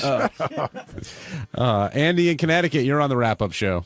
Hey, how you guys doing there? I love the show, guys, all of it, even including Artie. Just wanted to call and pipe in a little, my opinion on the last guy, the guy before the last one that called complaining about Artie and shut him up and what was him about his addiction and stuff. I mean, I think he's a great part of the show, especially when he let him fall asleep and videotape him eating the cupcake and speed it up. And I had the TV show for a while there until we got it replaced with the AT&T TV, and I can't get it anymore. But I think it's a great part of the show when he pipes in and fights with High Pitch Eric or all the other guys and stuff. I think it's just a good addition to the show. Listen, I'm one of the, as a guy who works on the show and is theoretically Artie's boss, I've never been annoyed in any way by the Artie falling asleep thing. I think that's, I don't know that it's always funny, but I find it to be real. It's it's very real, and sometimes it makes me laugh. And I've never been like, oh, listen, this ain't a factory. Some people call Artie. What was it? Doc Artie 40 minutes pay because he slept. Well, yesterday there were callers who were giving Howard and Robin a lot of shit for enabling Artie, and that's one of the examples they use. Like you should run a tighter ship, but this isn't your typical ship, right? And it's funny too because I was talking to Craig Gass yesterday, and he was reminding me about how he fell asleep on the air once and got yelled at so bad. Like, that wasn't funny. So why was it not funny when Craig Gass fell asleep, but it's really funny when Artie falls asleep? And what was your response? I don't know. He just said, yeah, I remember when I got yelled at. We didn't really get into it. But I said to myself, yeah, I do remember that. Why is one funny and the other isn't funny? It's a timing. It's Artie's timing. Yeah, his timing of sleeping is good. I think that what happens is Artie gives you so much, and he tells you who he is. You certainly understand the sleeping. Like, again, I'm so retarded. I really would tell everybody that he's on drugs. I go, listen, the guy has 3 Hawaiian punches, 2 cupcakes, and that really seems feasible to me. Well, he said again. I do believe he's telling the truth that a lot of some of the sleeping, because it goes back like 2 years, right, was not drug induced. Well, you're laughing. That's comforting to know. No, it's weird, but I really think that he has these high carb crashes. And I'm still going with that some of the time that's true. Raphael in Phoenix, you're on the wrap-up show. Has he made you curious at all about trying heroin? No. Has he made you curious? No. I would never do it, God forbid. But what's what is Artie showing you that's so good about it? He does make it sound really appealing, like how great it feels. Why would you never do it? I mean, you're pretty open for a lot of stuff. I would be scared. I've never tried coke either. It scared me too much. But what is Artie doing that looks so alluring? He's overweight. His life seems to be spiraling out of control. He's falling asleep. What's the allure of the way heroin? He describes the high? He makes it sound like you should experience it. Yeah, I'm not getting that out of it. Yeah. I'm not going to, if God forbid my mom's listening about that. But I really wouldn't. But I see the appeal. I mean, he makes it sound really good. Hey, it's Sal Gravernell. On Wednesday's wrap-up show, I further had explained my idiotic logic on why I would do wacky stunts at Howard's wedding and how I thought Howard would actually find that amusing.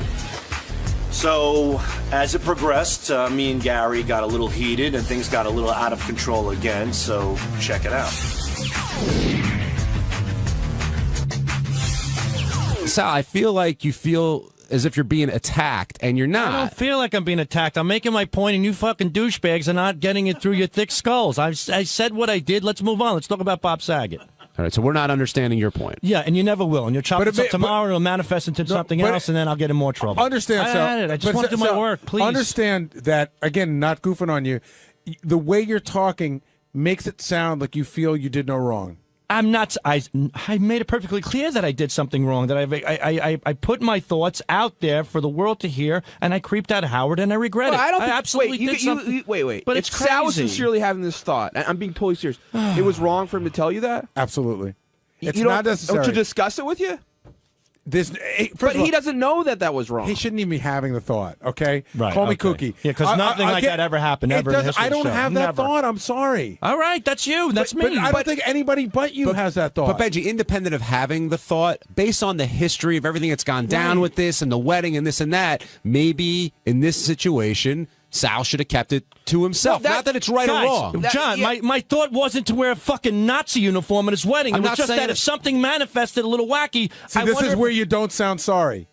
I'm not. Because it's I'm no not big sorry deal. because I'm explaining I it wasn't to going to wear a you. Nazi uniform. I was going to do something wacky. No, and nobody knows what your parameters of wacky but are. not me in particular, Gary. I'm just saying. That's a lie I wouldn't again. be surprised. It was just an assumption. Howard's made it perfectly clear that he wouldn't want anything like that, and I heard the message. Okay, but that's it. Let's not make this bigger than it is. So you're saying Benji so could have done stupid. something wacky, or Richard could have done something wacky, and someone else besides you? I didn't say. Yeah, I never said me in particular. Yes, you did. Oh, if I did, That was then the first thing used, you said. All right, then I use me as an example. That's fine. Maybe me. But Gary, you're yelling at Sal for having weird thoughts. Yeah, I'm saying he shouldn't be. First of all, he shouldn't be having it. But I can't tell a person what to think. I agree with you. It makes but him look I'm bad not to yelling at him for express having it, weird but- thoughts. He shouldn't have. He shouldn't have verbalized. But he doesn't know that.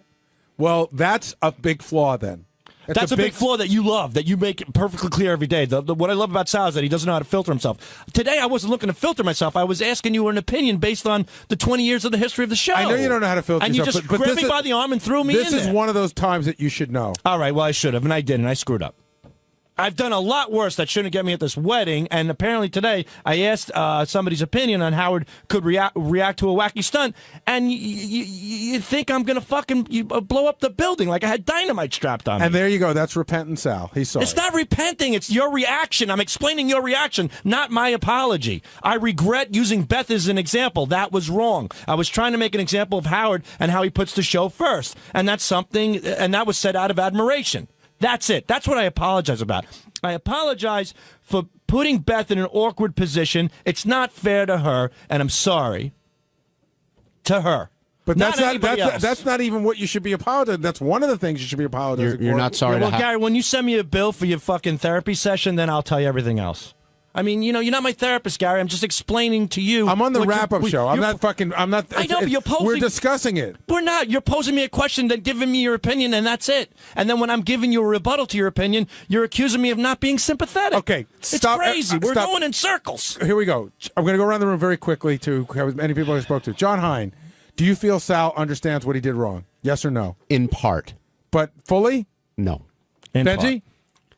In full, does Sal fully understand why he's not going to the wedding and what it was that he did to not get him there? Well, I don't know that he's not going to the wedding. I think there's a good chance he'll. Okay, but does he fully understand why he shouldn't go to the wedding?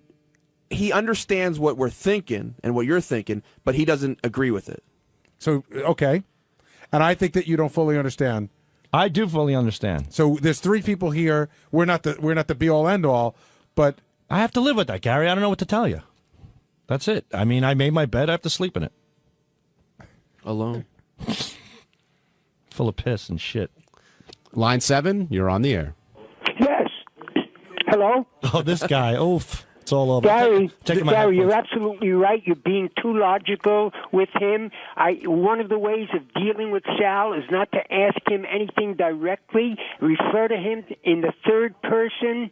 That's all I'll say about that. He's throwing around these Freudian terms, and he has no sense of what they mean. And I also want to say that I believe that Beth and Howard handled it badly. They should not give him the option of being gracious and graceful and gentlemanly. He is not capable of that. They should have just ousted him, and that should be it. I'd like to ask you, Gary, who hired Sal?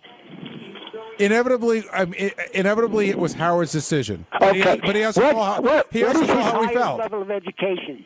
Whose? Has Sal. Sal is a high school graduate with a small amount of college. Community. With what? With a small amount of college.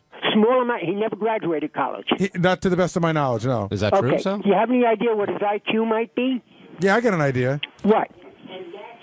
I'm going to give him like 105, 110. Hey, that's about right. Mine is 128. I want to tell you, he is one of the most vindictive, destructive, hateful, hating. He hates people. Look at his marriage, which is falling apart. He is trying to destroy Howard and Beth's marriage so that he can get into bed with Howard. See, Goodbye. George, that's where I disagree with you, George. I do not think that Sal is vindictive. I really don't. I think Sal doesn't see things. But his false teeth fall out? But I do not see Sal as a vindictive person. Thank you for your opinion, George. Let's talk to Don in Syracuse. Don, you're on the wrap-up show. Guys, I have been trying to call for the past 45 minutes. Someone has to defend Sal. Go right ahead. He is absolutely right. He's trying to drop the conversation, and it's going in circles. Every time Gary says, you don't understand, Sal says, yes, I understand. Next topic. But no, you keep attacking it. Well, Don, it's not true, because then he'll go, you don't understand. What did I do that was such a big deal? What did I do that was so wrong? I agree. I feel he didn't do anything Well, that's wrong. a different conversation. Well, all right, you're right. And for Sal, and you guys keep saying Sal should not go to the wedding. Absolutely not. He should shut his mouth and go. The only problem I have with him is that he speaks for Howard. He shouldn't do that. Right. But he got the invite. He should be quiet and go. And what he said today, and as a fan, I kind of agree with Sal. I kind of think Howard was sort of looking for something funny to happen by inviting Sal. I think you're in the minority. I think that you are a huge fan of the show, which we appreciate, but you don't fully understand who Howard is off the air. And I think what happened was it got Howard made such a joke about it and talked about it so much, then he kind of forced himself into the situation of having to have Sal there. No, I think it was a decision. I think he always left it in Beth's hands. Not to say that he wanted Sal there and she didn't. I think he agreed with Beth, and Beth said, you know what? I want to make this a happy day. I really think that she went out of her way to say, let's make this a great day and have no weirdness, no unhappiness. Let's just be joyous and let's invite everybody. And here we are. Charlie in Columbus, you're on the wrap-up show. Both. I think Sal should know when to say things and when to not. He should read my mind. Gary, you're a fucking idiot. Why would Sal know not to say that on the show? I don't know, because he wasn't invited to the wedding for 3 months, and finally, out of the goodness of Beth's heart, he was invited. So most people would just be quiet and quietly go to the wedding. Is that so much to ask?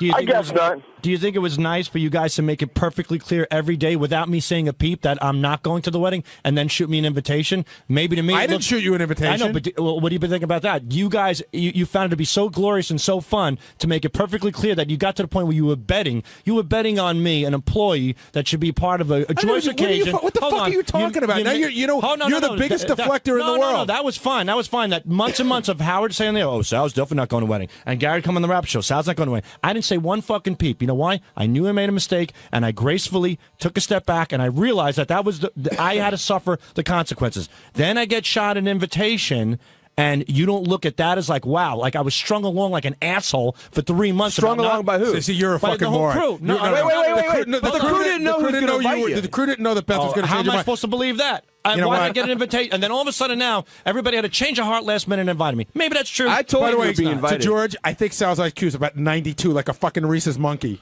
Well, you had no problem. You must have no IQ. And you guys kept saying that I was like pissed off. I didn't say one word about this wedding in 6 months. Sal, we didn't say you were pissed off. We said we didn't. We said we didn't think you were going to be invited because of what happened. That's all. But, we were wrong. Benji was right, and now. All right, so you were wrong. I was wrong. Let's move on. We all make mistakes. What's up, guys? It's Teddy. On Thursday's wrap-up show, Gary brought his kids in, and we discussed what home life is like at the Delabate residence. Check it out. Is it cool to ask like little personal stuff about their lives with you? Like nice stuff. Like, do you guys have an allowance? No, not really. Barely. They're supposed to do chores to get money, but they don't do the chores and we don't give them the money. What's the one thing that bothers you about your dad most? The one thing that annoys you? I don't know. Barely takes care of the dog. Just so not true. Mary has them so well trained. Well, how about what's the thing you love the best about your dad? I don't know. He's fun. He's funny to be around and stuff. Now, like, have you talked to Jackson yet? Like, is he allowed to date yet? You probably don't date yet, right? No. Well, he's allowed to. He just doesn't seem to be that interested in it yet. Howard asked Jackson at the end if there were girls in his life yet, and he said a little bit, right? Yeah. Yeah. Lucas, how about you? God. I don't really feel like telling the whole world who I like. Yeah, don't say the name, Lucas, please. Can you tell me what the letter starts with? I'm just teasing. No, don't. I'm teasing. Lucas is it's okay to say that he has somebody he likes, but we wouldn't say who it is, right? Same. Is she a fifth grader or? Yeah, she's my grade now. Cool. Good luck. Good luck with that. Dan and Austin, you're on the wrap-up show. Hey, I just wanted to say congratulations to Jackson and Lucas. Way to whip some butt in there, guys. Thank you. Hey, do you guys both play football or just Jackson? I wasn't sure. Oh, we both play football. Great. I remember last year your dad was a little bit concerned about whether or not you guys really wanted to play or if your dad was making you play. Well, Lucas didn't want to play last year, but Lucas, did you play last season? Yeah, it was actually really fun. I liked it a lot, and I can't believe I said, no, I don't want to play. Oh, good. And now I'm going to go up to juniors now. And you're going to play again? And if my coach from Bantams is listening, I just want to tell you that I like football a lot. Oh, that's He great. gave me a good season. Now, Sal picks on your dad a lot on the show, and how do you guys feel about that? I don't know. I don't really hear any of it, so I wouldn't know. But he gave us he showed us the mask and the lips today, and I thought it was kind of funny. Lucas, how about you? What do you think of that stuff that Sal has to make fun of your dad? Yeah, it's pretty funny. Yeah, the masks and the lips and stuff, that was really good. It was really funny. Now, do you guys enjoy goofing on him also when you're here? Like, does Sal put you up to doing some pranks or anything like that? Yeah, well, I walked over with the mask, but he told me not to listen. And who told you not to listen? I did. I said, don't listen to that idiot. Take the mask off and go back. I kept calling the green room the dungeon because they came into work with me this morning. So they got up at 4 o'clock in the morning. And they've been here all morning, and when they're not doing the show is when they shouldn't be listening. So I call the green room the dungeon. In the meantime, there's a DVD player in there. There's the Sony that computer, that which is computer in there. fantastic. So they're on there playing games and watching Simpsons DVDs, and I'm like, get back to the dungeon. Lucas is like, this is the best dungeon ever. Yeah, I was gonna say, nice dungeon. Now, Sal, what did you do to these poor kids? Did you have them prank their dad all throughout the morning? I went for a cup of coffee, and I came back, and Lucas, unsolicited, was already wearing the Gary lips, which I thought. Well, he doesn't know that he they're didn't. Gary He was lips. just. He saw a giant pair of lips that looked funny, and he tried them on. And we had fun with that, and then we did. We did? Us three. Right. We called it the Delabate 3. I put on the mask, and we did an armpit fart song together. And I love them. I mean, out of all the people that come through here, I have to say I genuinely had the most fun with the Delabate boys. Me, Richard, and them had a blast in there. Now, We Lucas, really did. how old are you? 10. If you got invited to somebody's wedding, would you insult the bride? No. Okay, thank you. Neither would I. Good answer. Wait, not even with a funny song or something? Like, wouldn't make Oh, yeah, maybe with that, but yeah. Okay. So at 10. Now, Sal, you didn't fare very well today in the contest. I know we talked about it. You were giving it your best shot. Yeah. And you weren't here. Gary and I said we weren't that surprised that you missed a couple of, like the geography question. In fact, if you missed it, here's Sal and Levy answering that geography question that threw them for the loop about continents. Name 4 continents. How could you not know this? Let's just need 4 of them. Just need 4 of them. Come on, Sal. You can do it. All right, everybody's pens down. Sal Gouvenali first. Asia, Africa, Tokyo, Mexico. Even close. Sal, I don't even know what to say. He should man. wash his feet just for that. Very bad at geography. All right, you did not get that right. I'm going to go right to Bob Levy. South America, North America, Africa, and Asia. Jackson, did you think there was something wrong with Bob as he was answering those questions? Was he kidding? I couldn't tell. Or was he completely serious? None of us can tell. You talking about frankly. his accent? Yeah. Yeah, everything ends in cur. That's the old Stuttering John accent. Me and Susanna are going to get some pizza and some vodka. Jackson, you don't want to see Bob Levy in Bridgeport with that type of accent. Let's put it that way. Right. So, but you were saying, but the math questions. I mean, you threw me. Well, you work have with to numbers for a understand it, living. but it's been a couple of years, and I dispense those things out of my head once I don't need them anymore. I can almost understand not being able to take a fraction and make it into decimal points, although I can't really, but I can almost understand it. But not knowing what the odd numbers are, 1 through 10. I do know that, but it's you funny don't. when you were playing Beat the Buoy. Right. There were some things that baffled me that you didn't know. I was, but that was on a buzzer, as opposed to this was you had time to write it down. But it was the first question, and I have to admit, when you're under pressure, you do forget these things. Was it one of those sort of honeymooners, Swanee River, Ed Norton moments? It definitely was. My head was spinning. Not that it isn't normally, but it definitely was. The pressure got to me, and I thought I had it in the bag. It was also interesting. You had the right pattern. You had 1, 3, but then 6, 9. Right. Do you know what your logic was? Well, 6, 9 probably. I'm a pervert. I don't know. I don't know where it came from. I had the 1, the 3. I needed the 5 and the 7 and the 9, and I guess after the 3. Do you know now what odd numbers are? Of course. Do you take any solace in the fact that you beat Bob Levy? Does that makes me feel good? And even though it hurts to lose to Jackson, I'm very proud of him. What are the odd numbers between 10 and 20? 10 and 20, you would have 11, 13, 15, 17, and 19. But what's the definition of an odd number? You. No, really, what is it? What's the definition of an odd number? The opposite of an even number.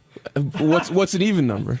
An even number is an even number. Right. Thank you. Lucas can tell you. Yeah, Lucas. What type of question is? I don't think is that such a question. Yes, what's there an is. even number? It's a very simple answer. What's an even number? Think about it. What are the even numbers, and then what do they have in common? What makes them special? That they're identical. I mean, they create a sum of something. I don't know. What's an even number? An even number. What happens? An even number. I know what an even number is. But I'm sorry. The sum of two parts that make. No, but that's the interesting thing. You do know the difference between odd and even. Of course. But you have no idea what they mean. What can you do with it? What can you do with an even number that you can't do with an odd number? Split it. Split it how? Evenly. That's an even number. Well, that's kind of. I mean, the word even kind of answers the question. Then it's an even number. It's even. Jackson, do you want to explain the difference between an even number and an odd number? Yeah, an even number is a number you could divide in half. Right. And an odd number you can't. Well said. That's why he won. Well, something I want to say is that Is this on even and odd numbers or no? Okay. Well, Go ahead, Luke. yeah, it's sort of sad how how old are you? Oh, Jesus. It's an odd number. 30. A large odd number. 38. And Bob is No, 46.